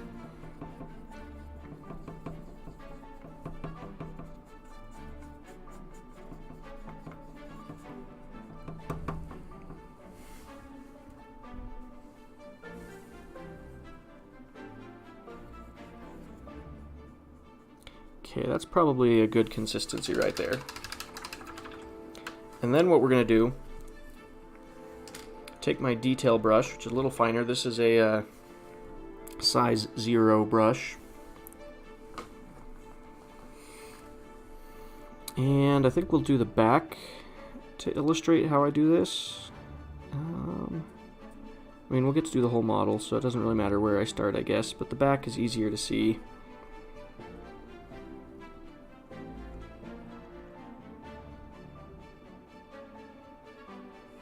Okay, so you're thinking maybe either put the palette further back so it's not getting in the way of where I'm painting, or just push it off to the side more.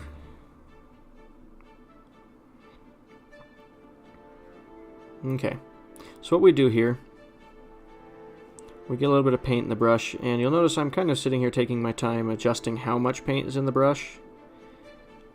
And part of that's because I'm also trying to figure out where the paint, because sometimes the water will separate from the paint in the palette, so I'm trying to figure out where it's thinnest and where it's thicker in the paint. But what we'll do is once we got paint on our brush, we will go to the muscles we want to highlight, and we just start doing these little vertical lines. And I'm not too worried about them being super fine right now. The main thing is that you want to make sure that they're different lengths so that you leave some spots kind of showing the old color through. And the goal here is that by doing little thin lines, instead of, so like normally if I'm doing like orc skin or something like that, I would just kind of all over slather this layer paint on. But here I'm trying to achieve the appearance of like hair or fur. And so by doing this horizontal line method, as long as you do it consistently the same direction across the muscles, and you kind of think of it in terms of the direction that the matted hair would go, it ends up creating over a few layers the appearance of like fur or hair on the skin.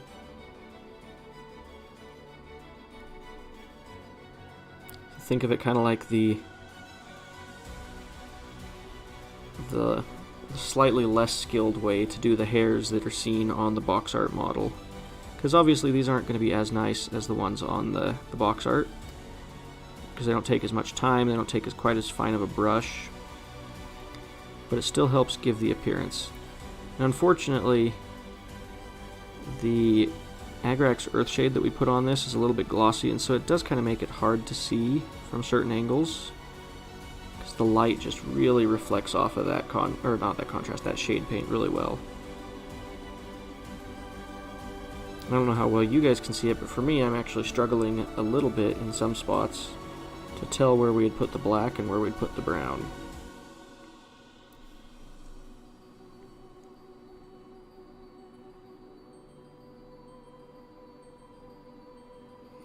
And when we do our next layer of this, when we do the the Mournfang brown by itself, we'll do even more gaps between the lines, and we'll attempt to do thinner lines. We'll have to see if my brush is still agreeing with me by then.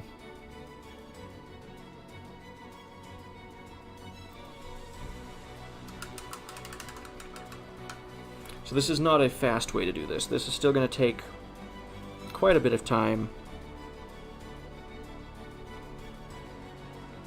but the end result I think is well worth it.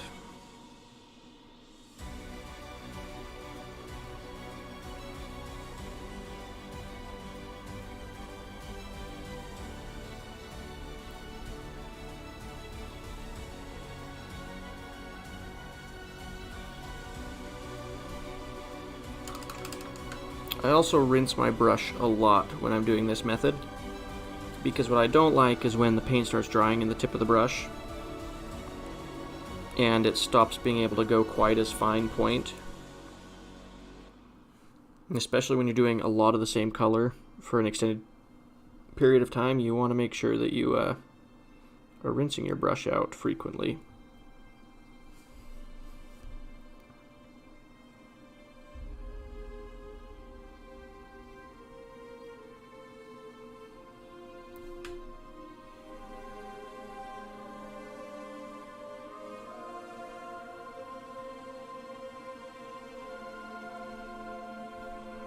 Okay, move up to the front side of the model.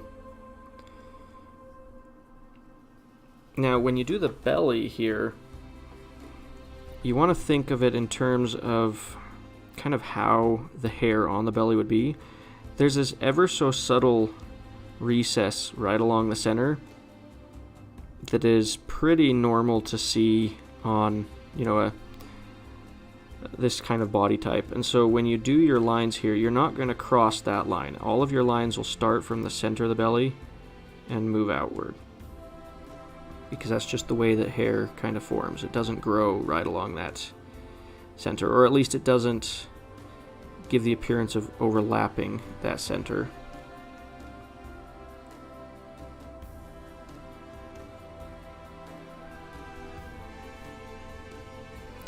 And the belly is probably the most important part for the hair effect on the model, because when you look at the model from the front, this is the most visible area. So they'll look at the head, and then they'll look down and look back up. This is where their eyes are going to end. So this will be the last thing people see from the front of your model.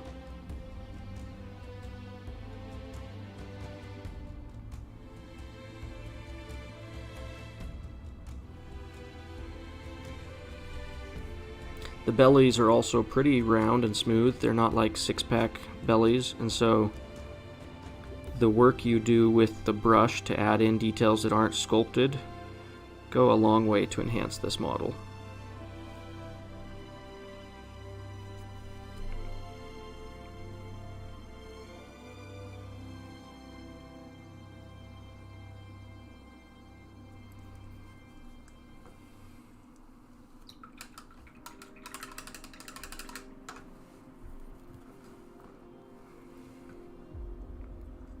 And I think after we finish this layer of highlighting, we will do the black, its first layer of highlighting. That way you guys can start to see what that's going to look like. Because what I don't want us to run into is we get all the way through the brown fur and never get to work on the black. That would be unfortunate if we ran out of time. And we might. We'll see. We've got about an hour and 20 minutes left in our stream.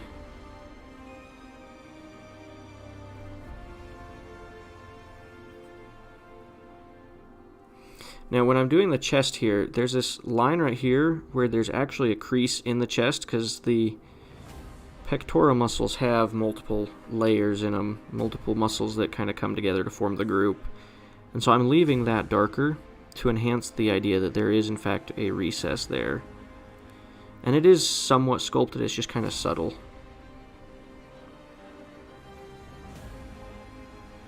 And then when we work on things like the head, this is where the direction will change. I'm actually going to do largely vertical lines on the head, and that's just because when you think about like facial hair and the hair on your face, it tends to go hanging downward instead of going horizontal and outward.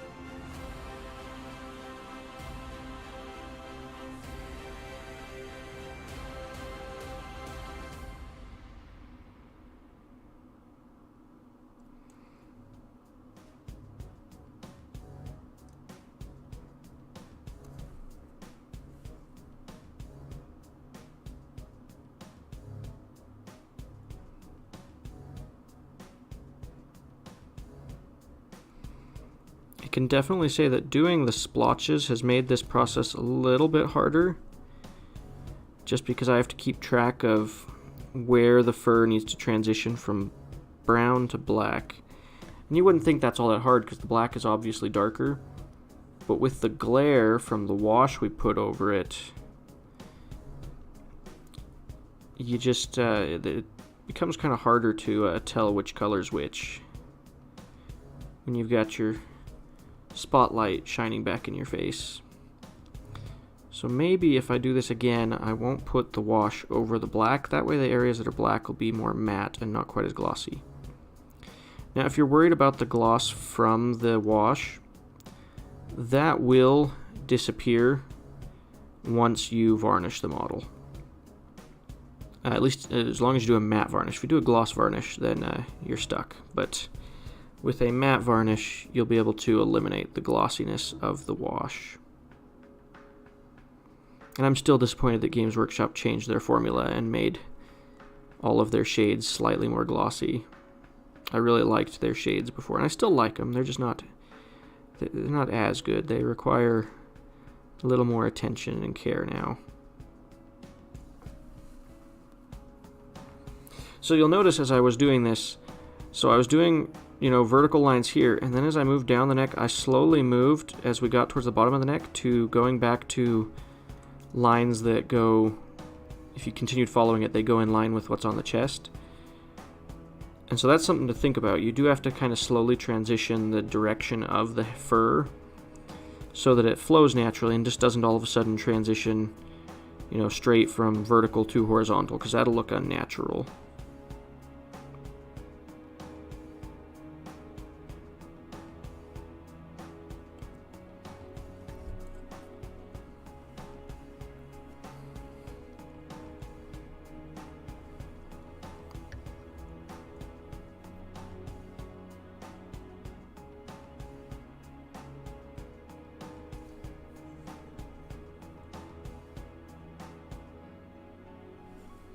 You're absolutely right, Zargifly. You certainly can paint over between the two areas to show the transitioning fur between the black and the brown. And when we get to the point of doing the highlighting on the black, I'll probably do that when I have both colors out to work with at the same time, so I can make sure the transition is smooth how I want it to be. I apologize, you guys probably can't see when I'm working on this side of the face because it's kind of in a recess that I can't really show on the camera and also be able to see it myself, at least not very well. But that's okay, because this side of his face isn't going to be as pretty anyway, because it's the side you can't see as well. So sometimes that's the way it goes.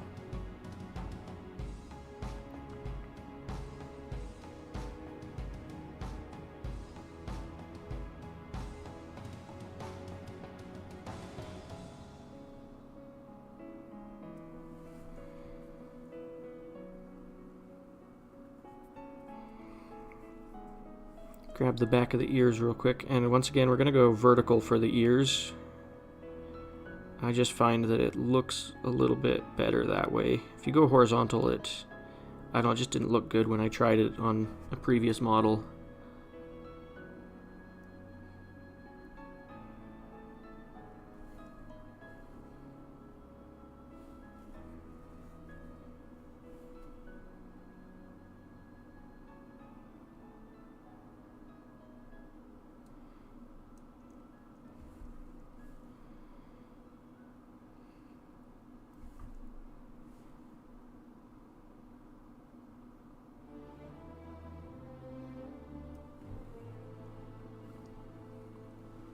Now, when I just highlighted the inside of the ear there on the front, when I did that, I did treat it just like a normal skin highlighting. I didn't try to do the fur effect in the ears because the recesses are too small for that, at least with the brushes I have available to me.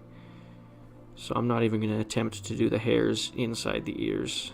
That just seems like making myself suffer for no good reason.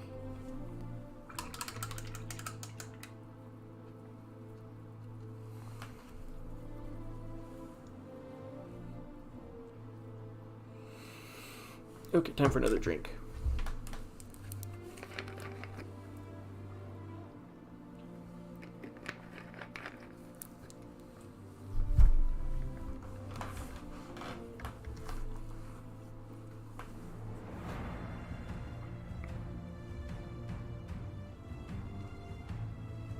Now it's important to check the consistency of the paint on your palette from time to time, because if it starts getting too thick, you're going to want to throw some water in it to get it back to the right consistency. You don't want to have your paint getting thicker, especially when you're doing little thin lines like we're doing here, because thicker paint tends to not flow quite as smoothly for doing these little highlight lines.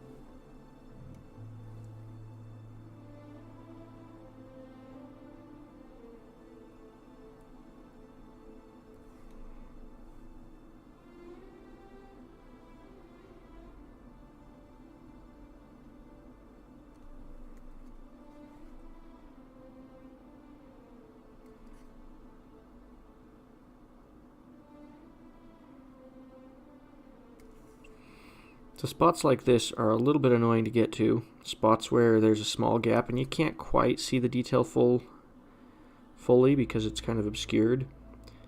It's okay if you don't get it perfect here. Like, it's not going to be, if you can't see it while you're painting it, people are not going to be able to see it almost at all while you're playing on the tabletop. So unless you're doing some painting competition, you don't necessarily need to worry a ton. Now, as I do the arms,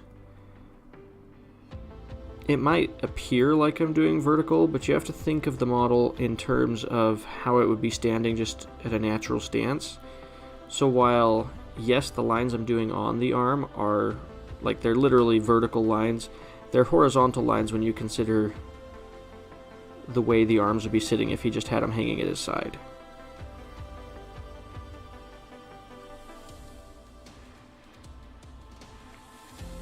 So that's something to think about when you do this kind of technique, is the pose of the model might change the direction you paint the little fur lines, because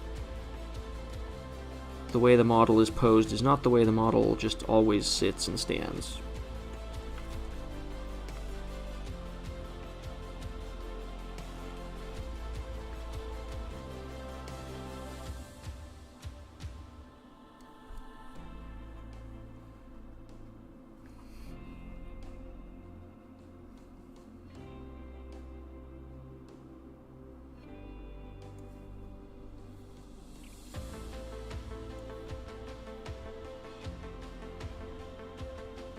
I think around the hands is probably one of the spots where you might find yourself getting the most confused about the direction that the hairs should be running, and that's okay. At the end of the day, do what works for you.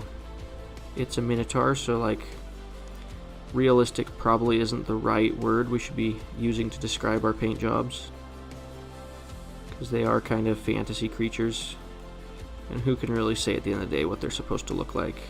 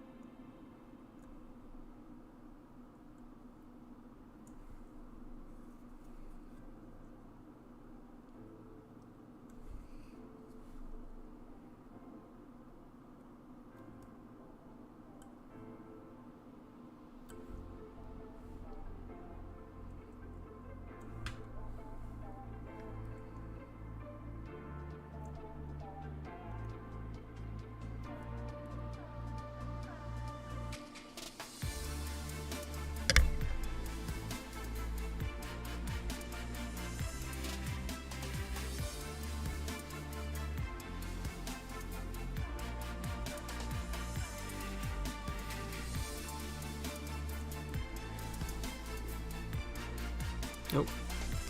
See, there we go. I accidentally painted over some of the black area, but that's okay. It'll help with, like Zargifli said, smoothing the transition between the two colors.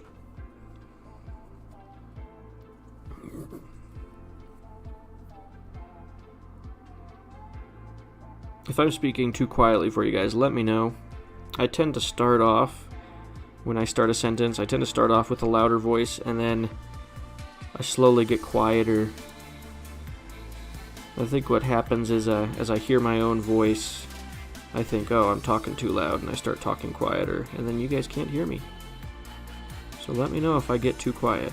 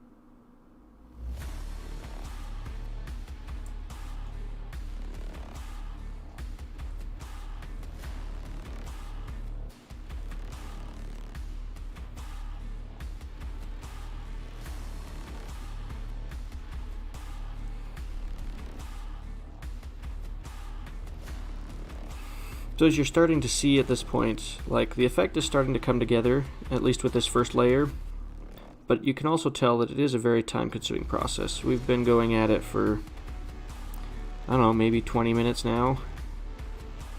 I actually haven't been keeping track exactly.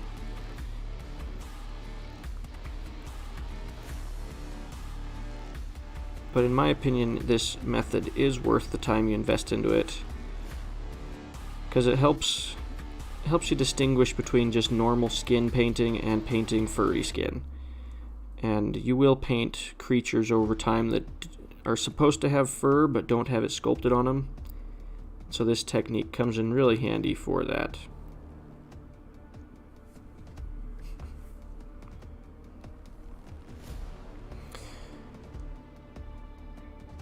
So I am doing it faster than, at least I haven't actually seen you do it, Zargifly, but I saw how long it took you to finish it the other day when you were sending me pictures of yours.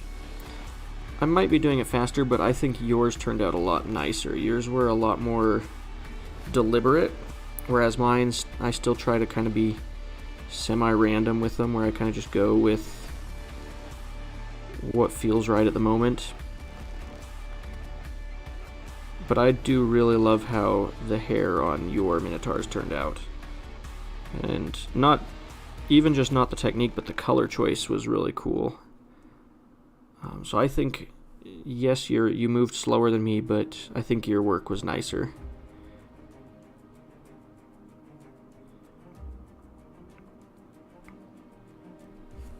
And you can tell, like, spots just like right there, I totally messed up and didn't do the lines. I did a splotch instead.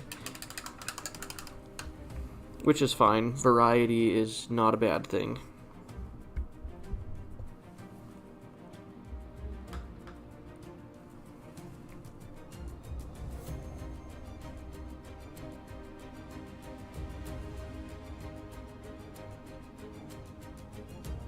I've also found that the further along into this you get, the harder it actually gets, because your brush, it just, Like when you first start off, the brush is still pretty firm. It's been, sitting out to dry for a while, and it doesn't have a whole lot of paint in the bristles. But as you go along, especially if you're not rinsing your brush enough, you start to get more paint in your bristles, and the brush doesn't maintain its fine point quite as well. And so later into the project, it gets harder to do the lines quite right.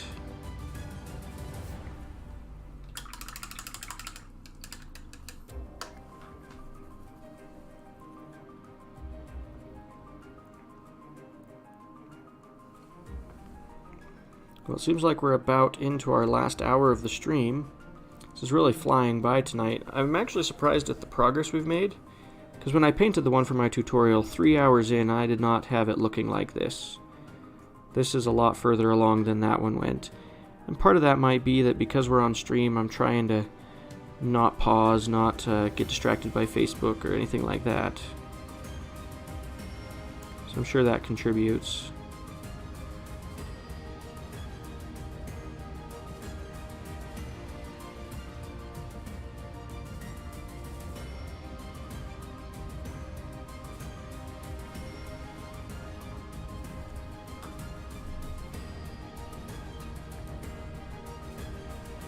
Oh, it's certainly possible for you to do better painting than me. I just have to give the appearance of being good at painting. I don't have to actually be good at painting, though. It's all about presentation, as a Megamind would put it.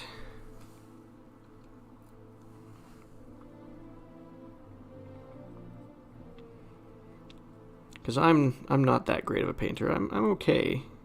But there are plenty of painters out there that are way better than me. I am average at best.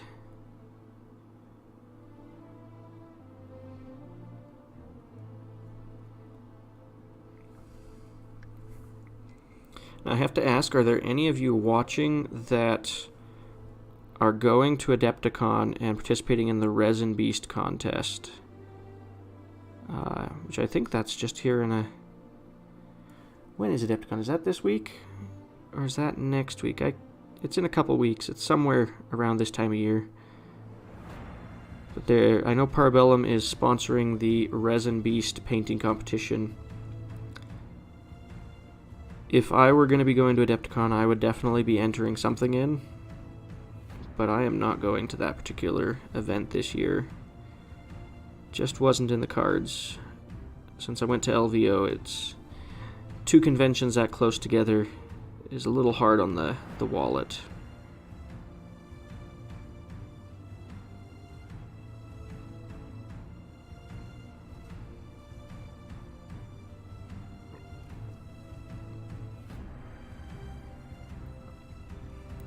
Now, for those of you that live in the western United States, there is a chance that we might have a tournament at the Salt Lake Open, which is a smaller tournament, much smaller than things like LVO and Adepticon, but I'm working on trying to get a tournament together for that event. I've got Parabellum talking with the event organizers, and once they make a decision, maybe we'll have a cool tournament that's pretty close to home. For me, that's only 4 hours away from my hometown, so pretty easy day trip to get there. But if that event happens, hopefully I can see a bunch of you guys there.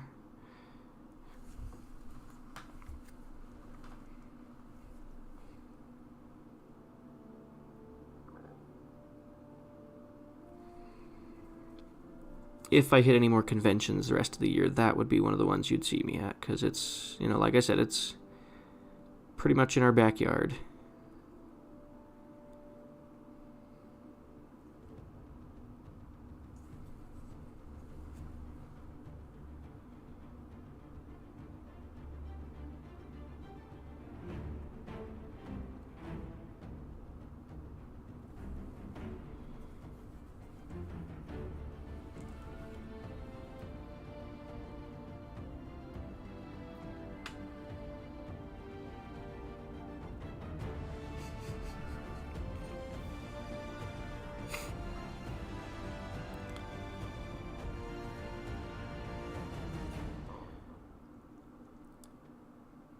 Cold Wars in Pennsylvania. I'm not familiar with that one, but again, I'm not on that side of the country, so it makes sense that I'm not familiar with all the kind of smaller big conventions over there.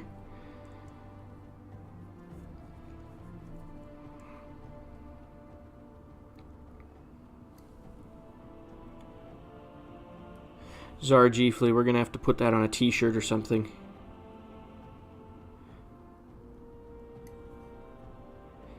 Although we'd probably get in trouble because it's a little too close to what was said in the movie.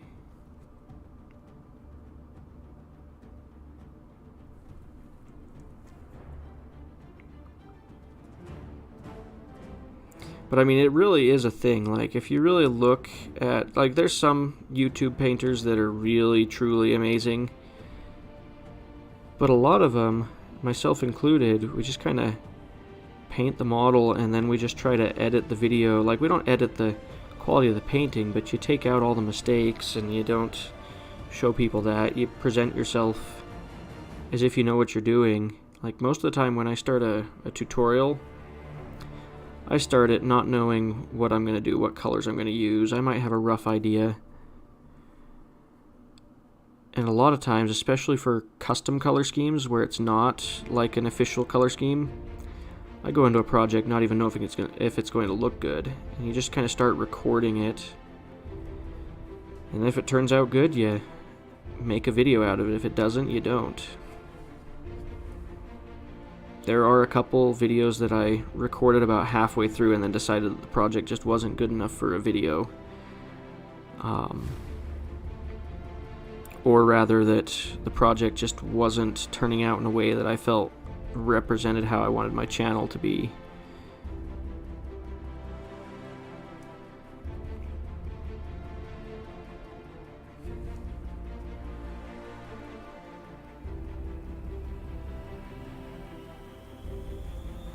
Okay, that's fun. So, if it's historic gaming based, are you going to be playing something like Bolt Action or maybe a Napoleonic era game or something? Or are you playing one of the more mainstream games?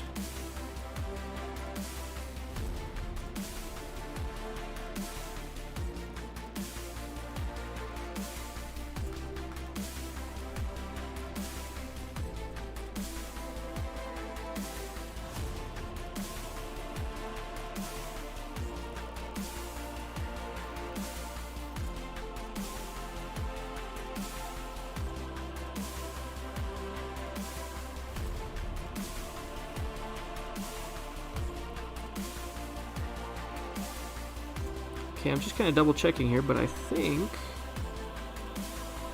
we may have finished this first layer of highlighting.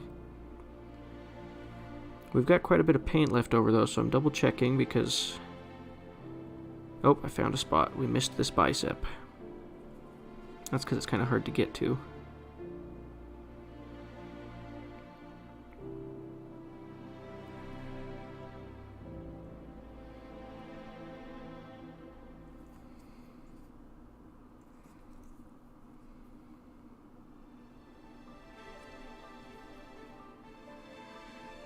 Okay, we're going to call it good for now. I'm going to put a bit of water in the paint that we used, though, just so it doesn't completely dry out in case we need more, which we probably will as we start working on the border between the two different colors.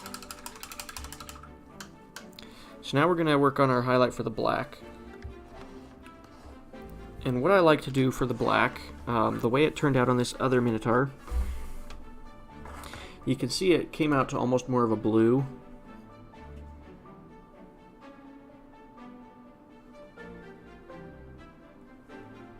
Kenneth, that's really exciting that you are playing in the Lord of the Rings tournament. That's pretty cool.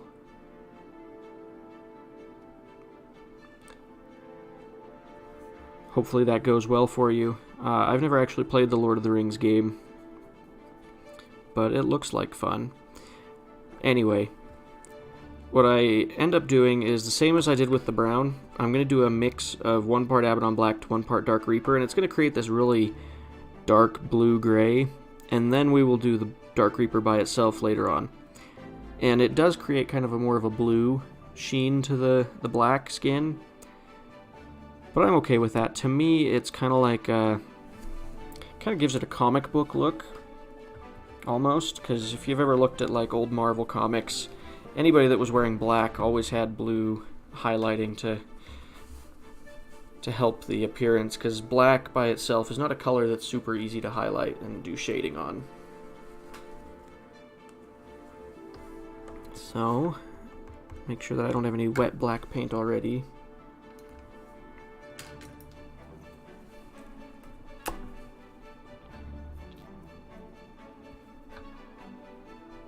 And we don't need as much of this as we did with the other color because there's not as much black on the model.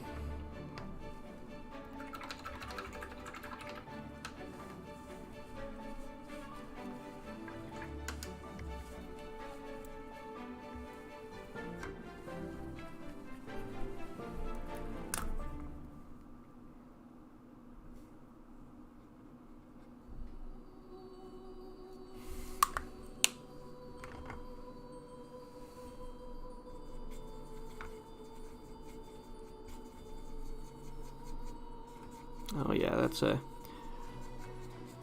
very gray, almost a black. It's just like an off black. Kind of a cool color. And you might not be able to see this super well on the camera because it is a subtle transition. You'll definitely notice this transition more when we get to doing the Dark Reaper by itself. If we get to that point. We might. Okay, so we're going to use the same brush we used for the other one, for the other color.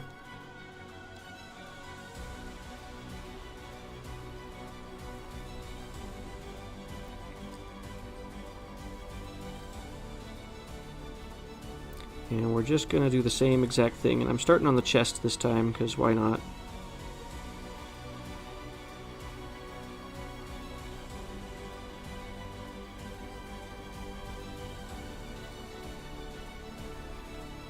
Yeah, you really almost can't see this. It almost looks like I'm just putting water on the model. It's a very subtle color transition.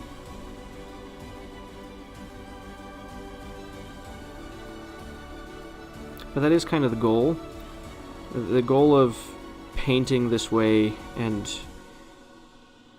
kind of mixing the colors is to make it so the transition is more subtle and not just slapping in the face with colors all at once.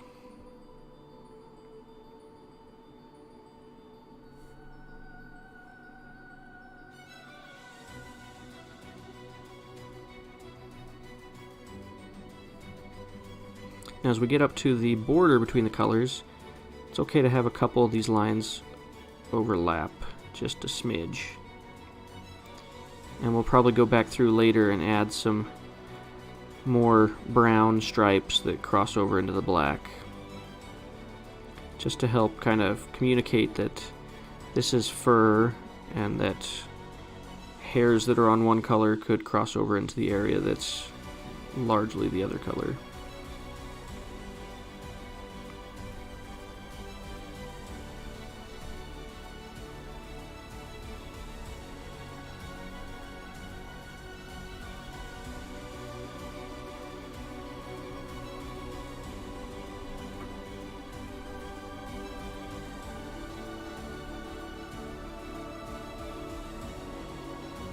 Riemann, I have to thank you for the very generous tip that you gave me there.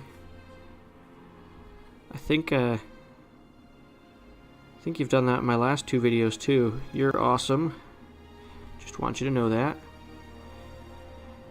Those little tips go a long way to, well, they help pay for all this fun stuff, but it also helps just motivate me, you know, like I would never expect somebody to be generous and just give me money. It's just not the way I'm used to interacting with people, I guess. So thank you.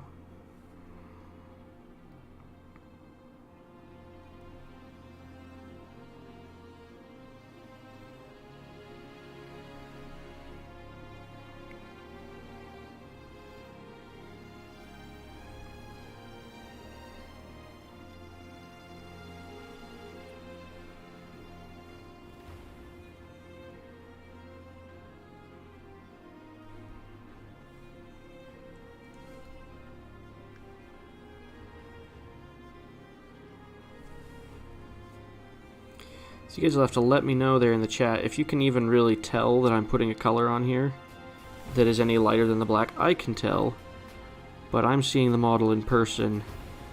You guys are seeing it through a camera that doesn't always capture the colors just right.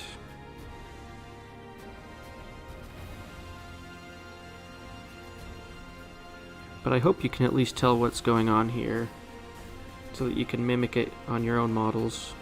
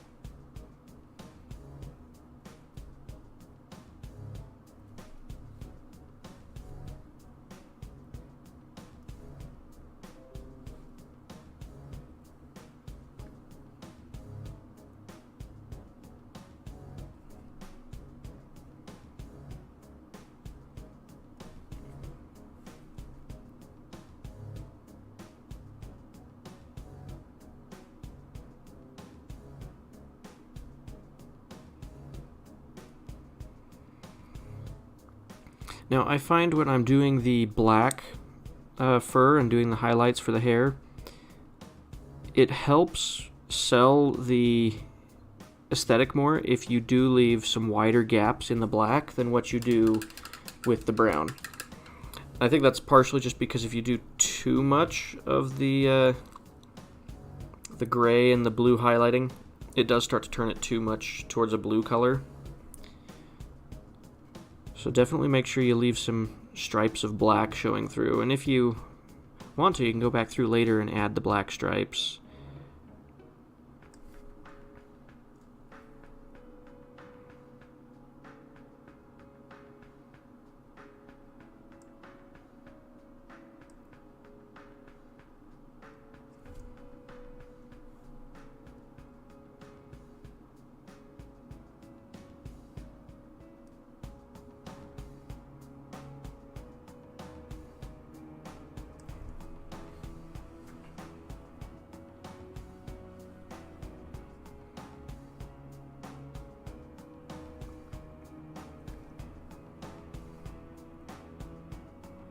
So in response to Benjamin's question in the group chat here, I am curious to see what all of your favorite factions are. I'm assuming you're referring to Conquest, since that's what we're painting tonight.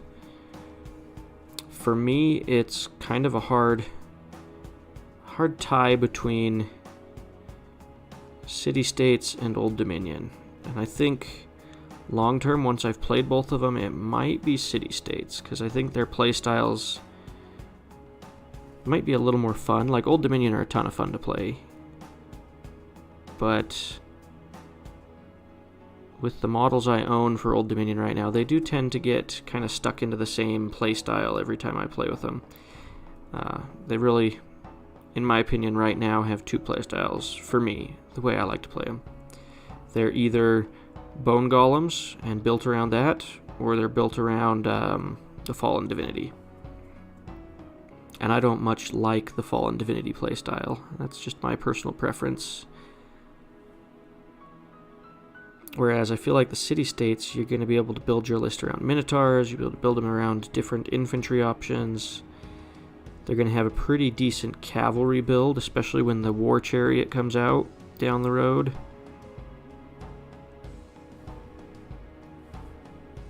And they just look awesome. But so do the Old Dominion. Both armies look really cool.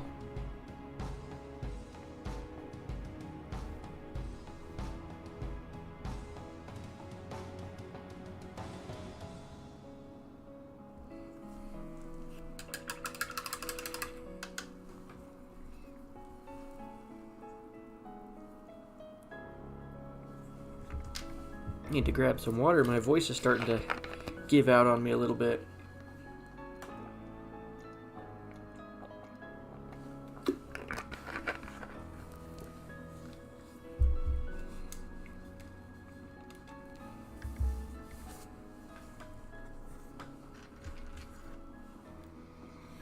The next question is, are you referring to just factions that are released that you can play already? Or do we want to count possible future factions as well? Because there are a lot of really cool faction concepts for future armies. You have the ones that we've seen, like Hell. That one's really going to be cool.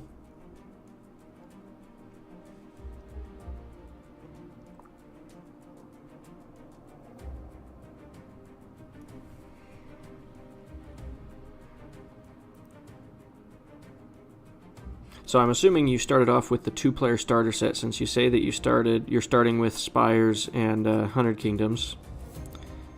And then Dwegom are actually quite a bit of... They're a crazy army. Like, they have... Better than any other army, they have the ability to go a ranged build with gun line, but they also have some very, very tanky and durable infantry. They're a cool army.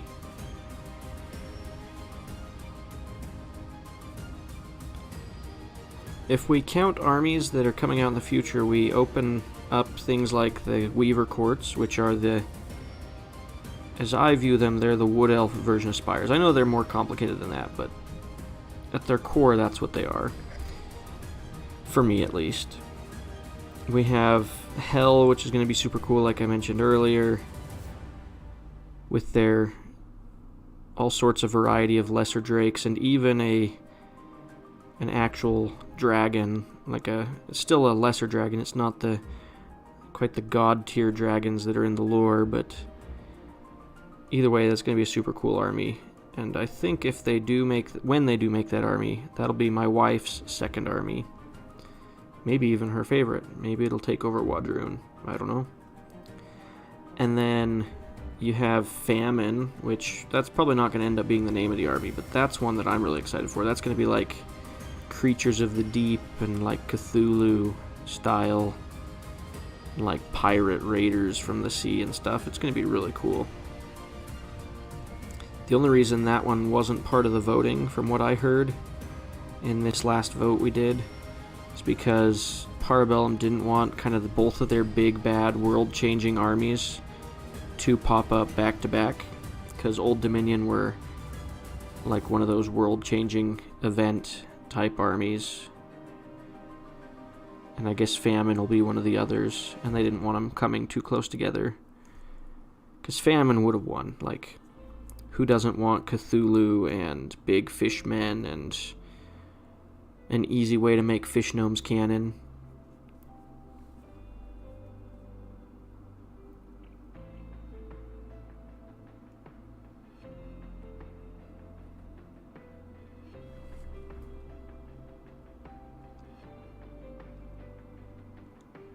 I'm also very curious to see down the road, a long ways down the road, when we get to see whatever it was that the Spires were fleeing from on their homeworld. Whatever it was that beat their main civilization out and cut them off from their main civilization. Like, I would assume that whatever that entity is comes to the game someday, in some form. I'm assuming whatever it is, it's too powerful for it to be fully manifested as a... I don't know. One thing I like about Conquest is they keep all the stuff in the game within a certain power level. From a lore standpoint, I think the Fallen Divinity is about the strongest thing that comes to the battlefields on the tabletop.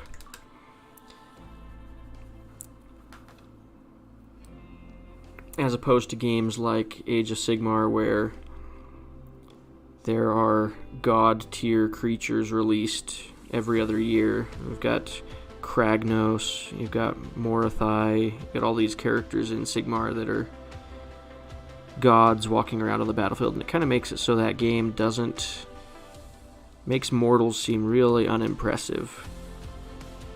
I like that Conquest does not do that yet, and I hope that stays true for the most part. Okay, just double checking here. I think we've gotten all of our fur done, at least this base color. Which means we have time to move on to the next color.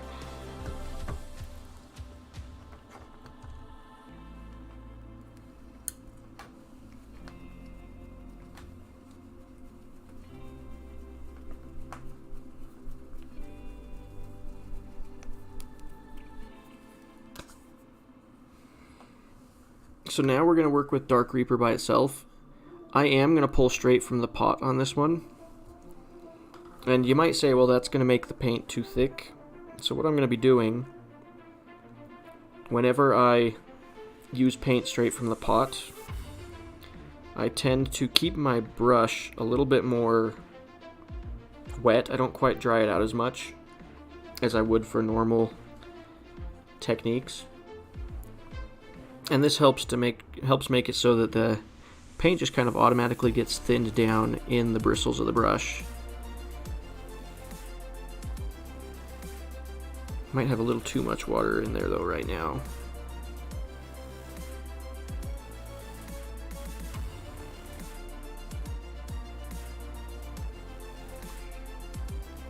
The Primordial Drake for Hell is going to be insane. Like, I'm sure that balance-wise they'll manage to tone it down to a point that it's fair, but it's going to be a big model. From what I suspect, it'll be the second monster that they make in the game that uses 2 monster bases.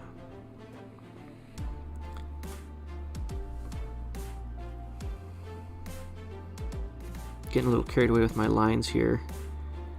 Going a little too thick. Oh well. So with this second layer of highlighting, I am doing larger gaps between the layers, the different lines. And these are the lines that are really meant to look like hairs. So they don't all have to be 100% exactly the same direction. You can have some that go more downward, some that go more upward. This is where you add in the randomness that is matted hair.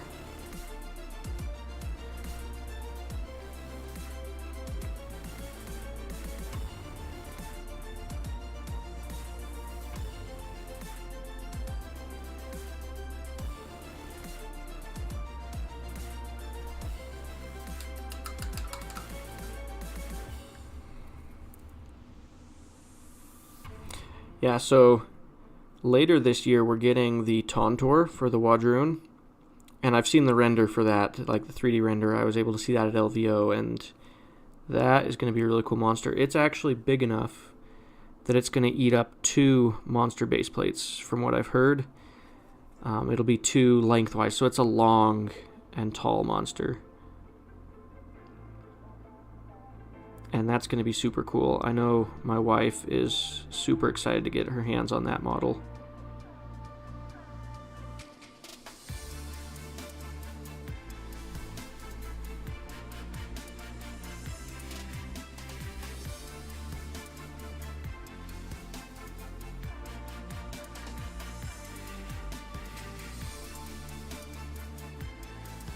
So Texas Wargaming, you're asking if I think there'll be Jotnars. Are you asking if I think there'll be Jotnars in the Hell army when those come around?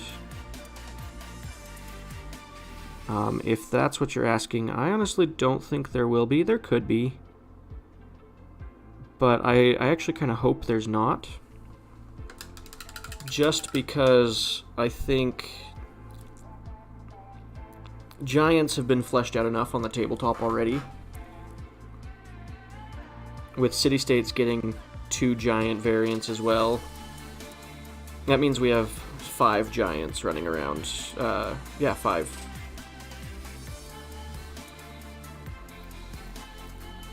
And it's just an aspect of the Conquest universe that I don't think needs more attention. I also don't think that Hell will have giants because from a lore standpoint, the giants are separate from the Nords. They're like a separate hierarchy, a separate nation, and they just come to fight with the Nords due to a treaty that the Spires actually forged for them. I strongly suspect that those Spires that forged that alliance are the ones that got wiped out when Hell as an army kind of came into being. And so from that standpoint, I feel like the Giants probably wouldn't be super eager to go join up with the forces of Hell.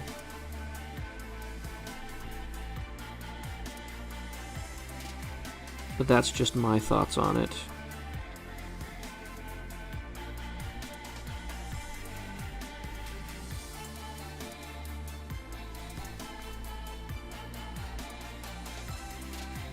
But I mean, it is possible, because they did say that one of the army themes for Hell will be kind of corrupted Nordic clergymen. So that could include a Jotnar or two. But I would be really disappointed if they focused their monster slots for that army on Jotnars. That would be... There's a lot of other monster concepts that they could use that would be a lot cooler. All the different varieties of drakes. And then if you're just in general... like, for the Nords to get more Jotnars, I think it would be cool to get a... like a volcanic Jotnar. I think that would be cool. One that comes from a volcanic mountain range or something. And you never say never when you come to asking about new units that could come to the game. Because, from what I understand, Parabellum, they'll release what's in the army packets already. And then from there, they'll start adding stuff in. So I assume that when we hit the point where Nords have released everything that's in their packet right now, they'll just kind of casually add in new units. And then that'll give them more releases. I like how Parabellum does their new release kind of schedule, where they're always releasing stuff for every army. It keeps every army and the players that play it engaged.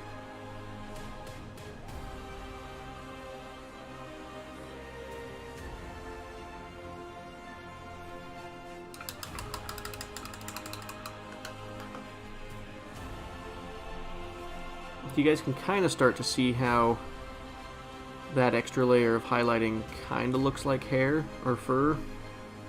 Hopefully you can see it anyway.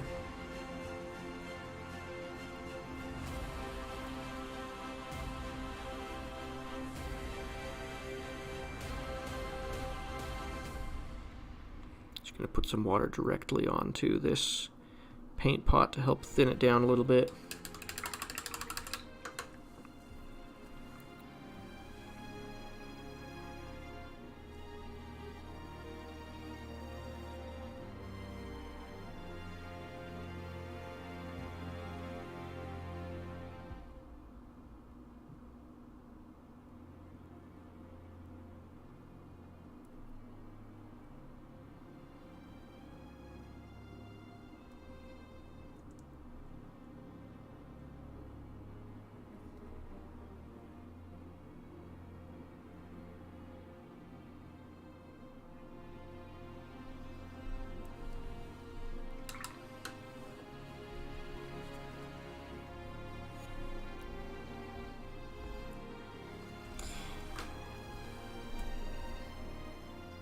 Yeah, I definitely like Conquest's release schedule and policies over Games Workshop. Like, it's cool to get a whole new range of models all at once, which Warhammer does.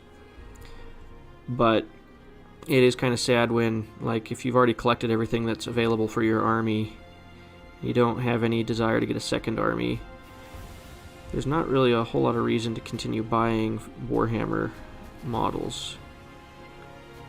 I know I feel that way with my Age of Sigmar Auric army. I don't own everything, but I own all the stuff that interests me from the army. So I haven't actually bought a new Auric model in probably a year and a half, or maybe even 2 years. Let's say a year and a half, because I did buy some of the Cruel Boys that came out in 2021.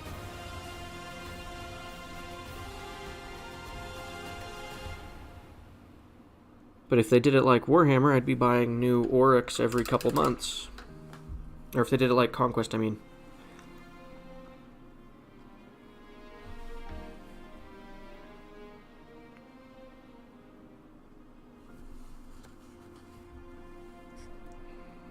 However, I don't know if Games Workshop could keep up with that kind of traffic, having to...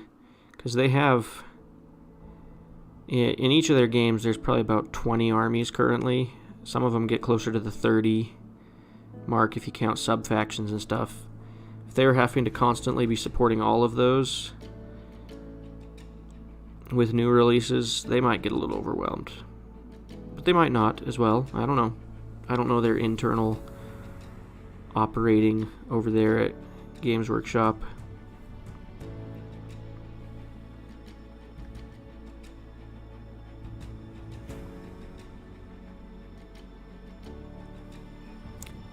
Suppose technically I don't know the inner operatings of Parabellum either. I just know the stuff that Vanguards get to know.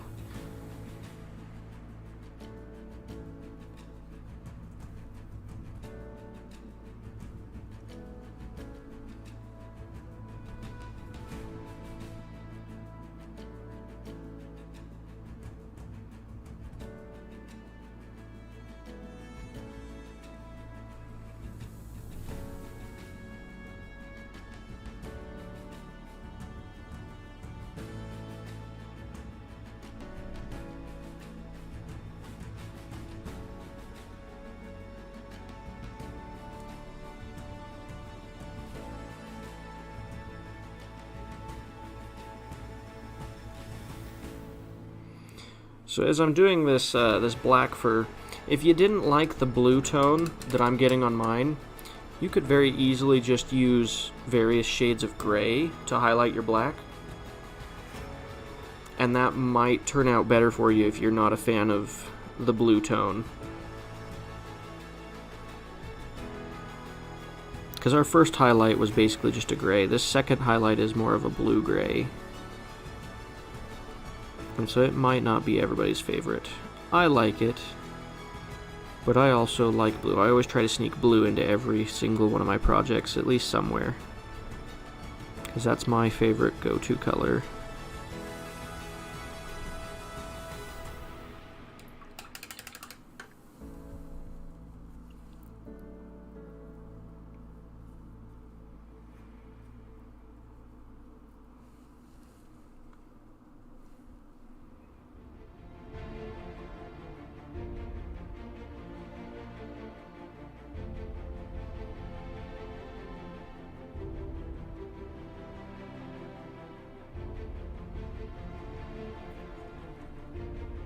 Oh, we've got to do it by his face. Almost forgot that part.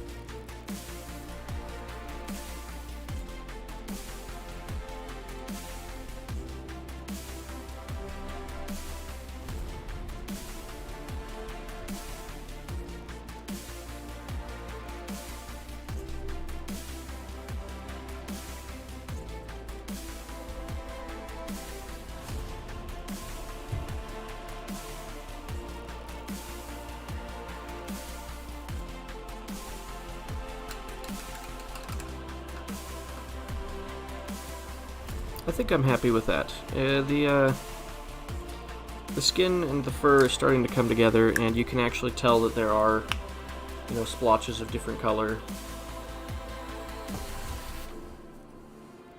I'm liking this.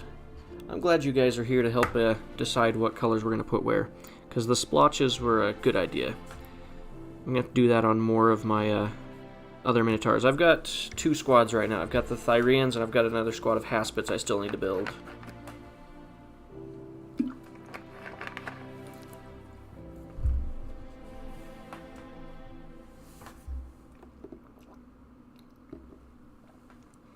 And long term, I imagine I will end up owning probably...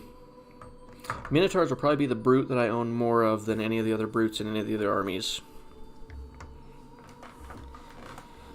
Just because their army that they're built into allows for a mostly brute army better than any of the other armies in the game. So let's see, if we count that out, I own 9 bone golems, so I think I also have 9 war bread for my Wadroon, so I have to have at least 3 boxes of Minotaurs, but I expect it to be closer to 6 or 7 boxes of Minotaurs in the long run. Okay, so at this point, we're bringing out Mornfang Brown again. And this time we're going to layer just this color. Same thing we just did with the Dark Reaper. But over the brown fur this time, of course.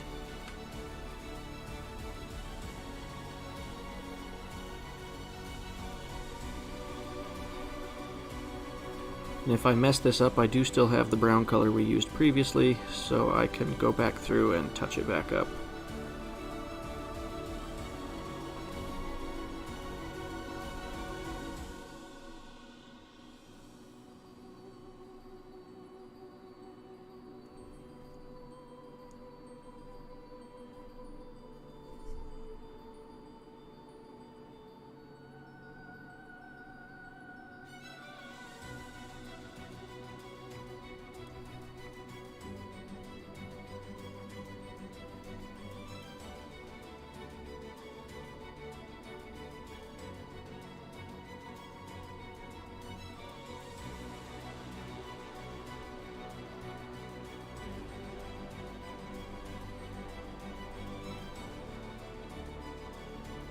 You know, this is actually turning out better than my first Minotaur, I think. Which I guess makes sense, because at this point I've done this a lot. So it makes sense that I'd be getting a little bit more confident with these fine lines.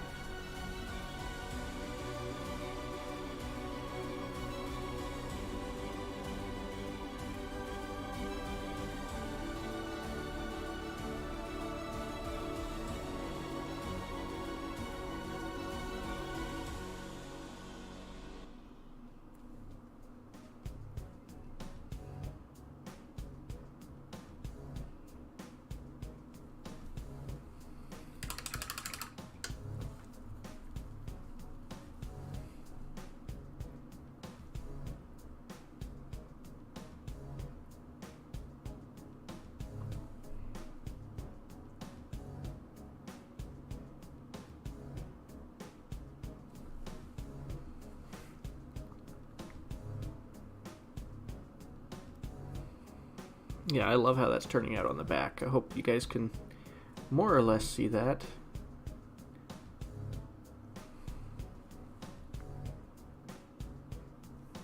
Move up to the front of the model and try to do the same up here.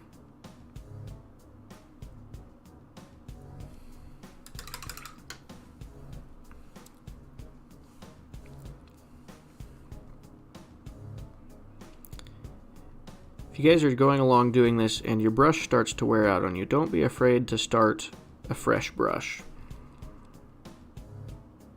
Brushes are cheap, especially like these ones. I tend to get a pack with 10 brushes of varying sizes for $5 at Walmart, and they usually have 2 or 3 of those being fine detail brushes. So it's not expensive to get new brushes. I would rather that you go through lots of brushes than to have you get annoyed at your model because your brush is starting to go bad.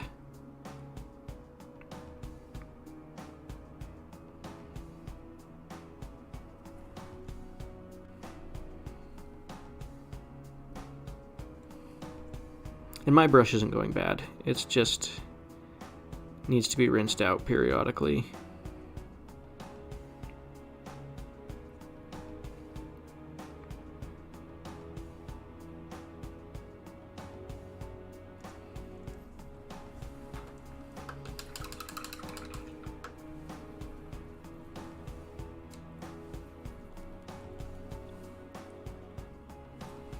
So we're getting kind of close to the end. We've only got about 15 minutes left in our stream tonight.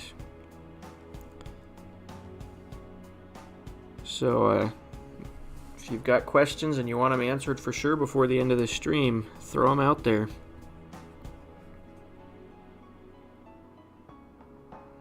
And I think we'll probably, as much as I'm enjoying painting this guy, I'll probably do my best to save the rest of this model for next week. And we'll continue painting it next week. Finish it up on next week's stream. And then once we finish this guy up, I don't know what we'll paint next on the live stream. If you guys have ideas, something you'd want to see painted live, let me know. Let's see. I'm trying to think of it in terms of passage of time. There won't be any new releases 2 weeks from now when we're finished with this guy and ready to move on to a new project. So I don't know what we'll paint yet.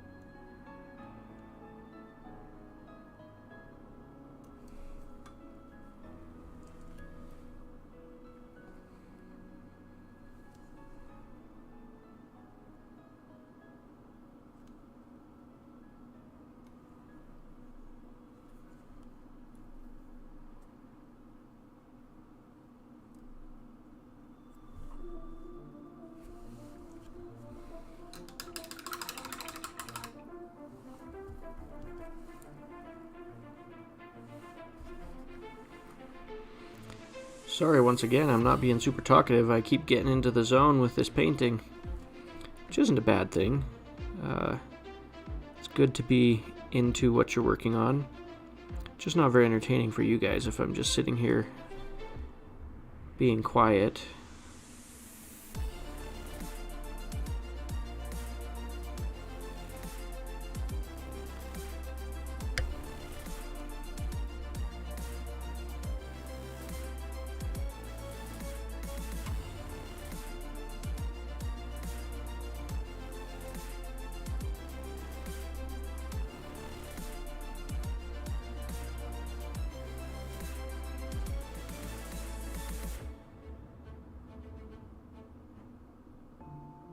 Trying to decide if for one of my future Minotaurs, if I want to try to do white with this technique.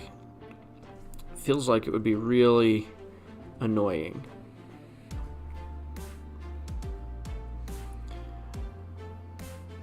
I agree with you, Benjamin. The Minotaur is going to be a really cool model. And it's honestly, I don't know, that might be a model. I'm definitely going to have one because my wife's going to want one. But that might be a model that's too big for me to do a paint tutorial on. So maybe when it comes out, maybe we'll just do like a week straight where we just live stream every evening and work on it. What do you guys think of that idea?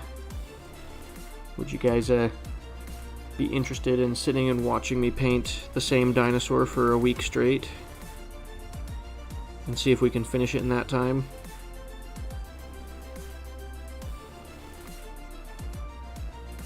It's going to be a beast of a model. And on the tabletop, it's just going to be cool. Unfortunately, so like during playtesting, we actually did test 2 versions of the Minotaur. I don't know if they care if we talk about it or not. It didn't make it into the final cut. But there was actually a variant of the Minotaur that put the drum beast on the back. And so instead of having the ranged attacks, it just had the drum beast's ability on top of everything else.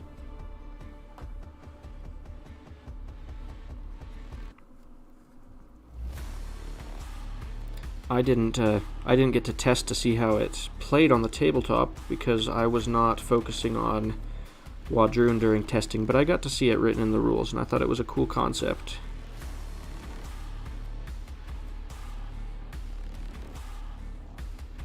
And who knows, it could come in the future, maybe as an upgrade kit to the Minotaur down the road.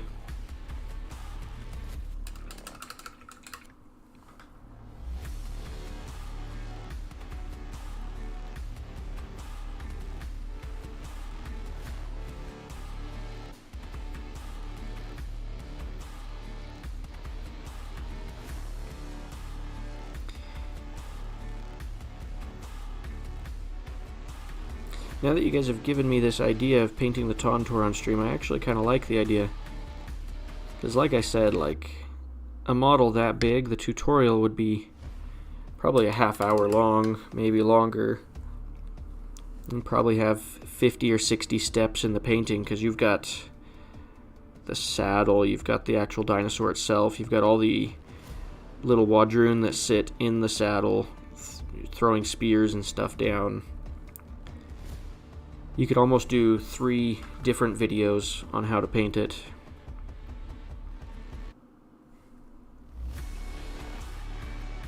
Now, I probably will only be painting one on my channel, so I guess that's the question. Would people rather see a multi-part tutorial series, or sit and watch me paint it live on a stream over the course of multiple days?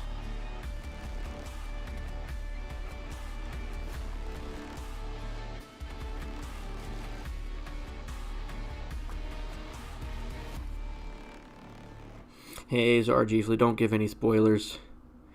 Just because you know what big project I'm planning to stream in the future. That will be a cool project, and that the timing certainly would impact it, because that other project that I'm going to be doing in the future is a very huge time commitment.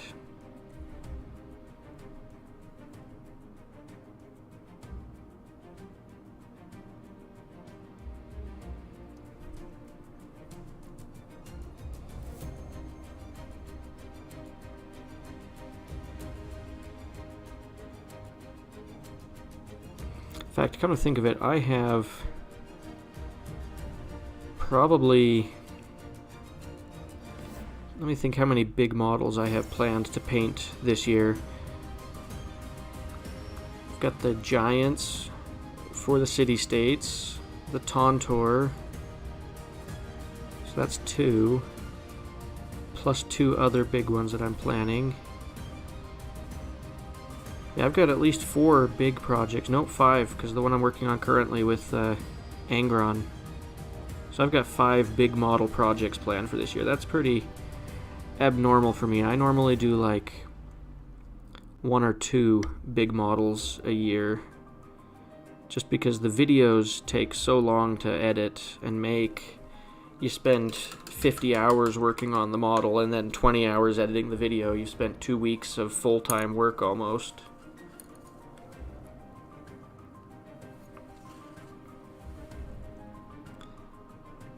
Like when I first did my Apex Predator tutorial, it was actually really disappointing because at first it didn't get like any views because I didn't quite have a following of Conquest fanatics yet. And so it didn't do super well, and I spent like probably a whole week and a half doing nothing but working on that tutorial. So I generally try to avoid doing big model tutorials if I can.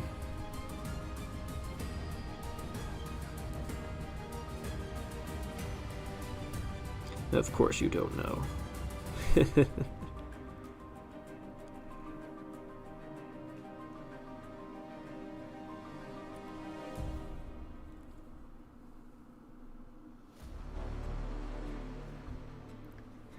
Okay, we're down to about 5 minutes left in the stream.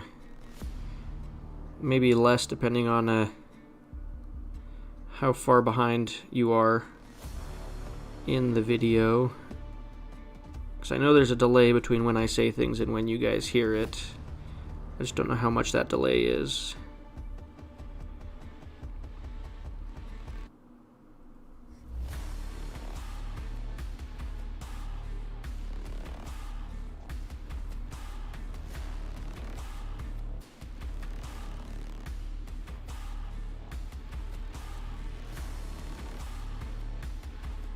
Okay, well, Benjamin, I will keep that in mind when I decide whether I'm going to stream that or do a tutorial.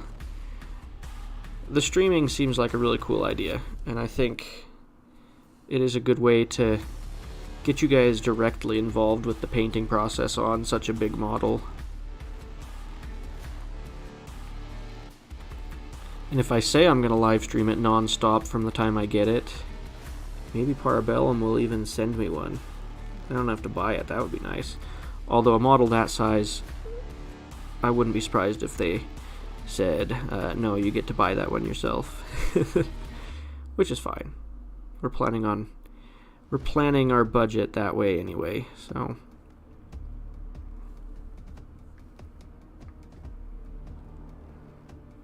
Well, this is about where this model's going to get tonight. What I'll do is I will go finish the rest of the highlighting on the legs, because I'm not going to get it done before quitting time. And then I'll put this model aside for a week, and we'll resume it next week. We'll work on the armor, the clothing, the horns, all the detail work, and we'll make this guy look really nice.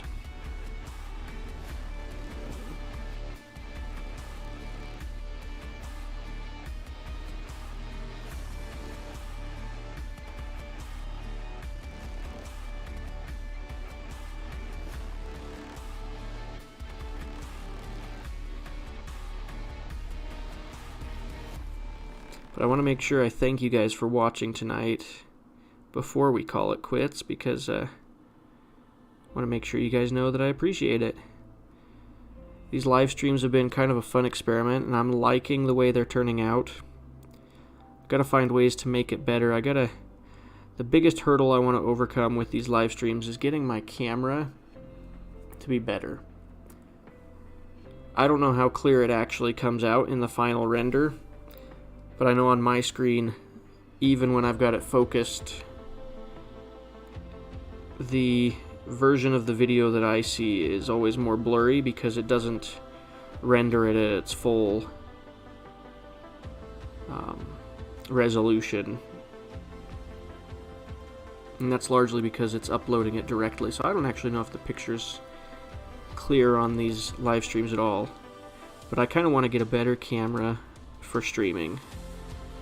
This one that I have now works great for recording tutorials, but I'm finding that it's a little lackluster for the streaming side of things.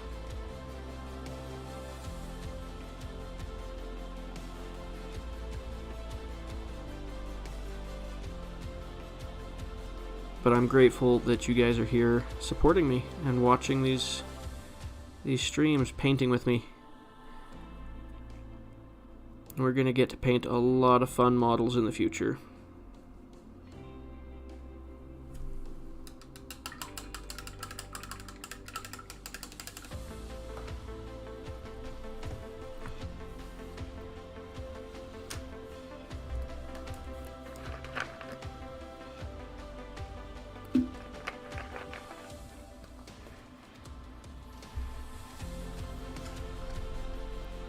Just about a minute left, and then I'm going to call it a night, guys. So be watching for any polls that I do on my community tab of my channel to decide on future projects that we might paint.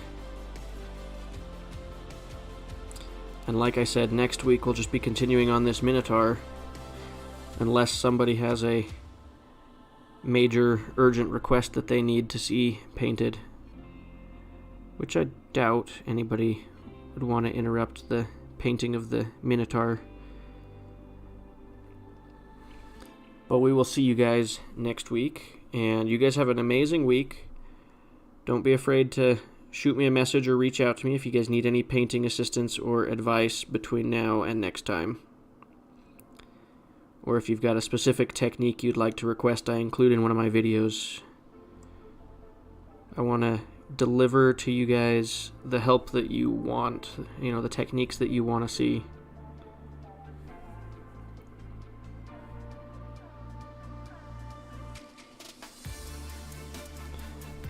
But we will catch you next week. So everybody have an amazing night, and we'll catch you in the next one.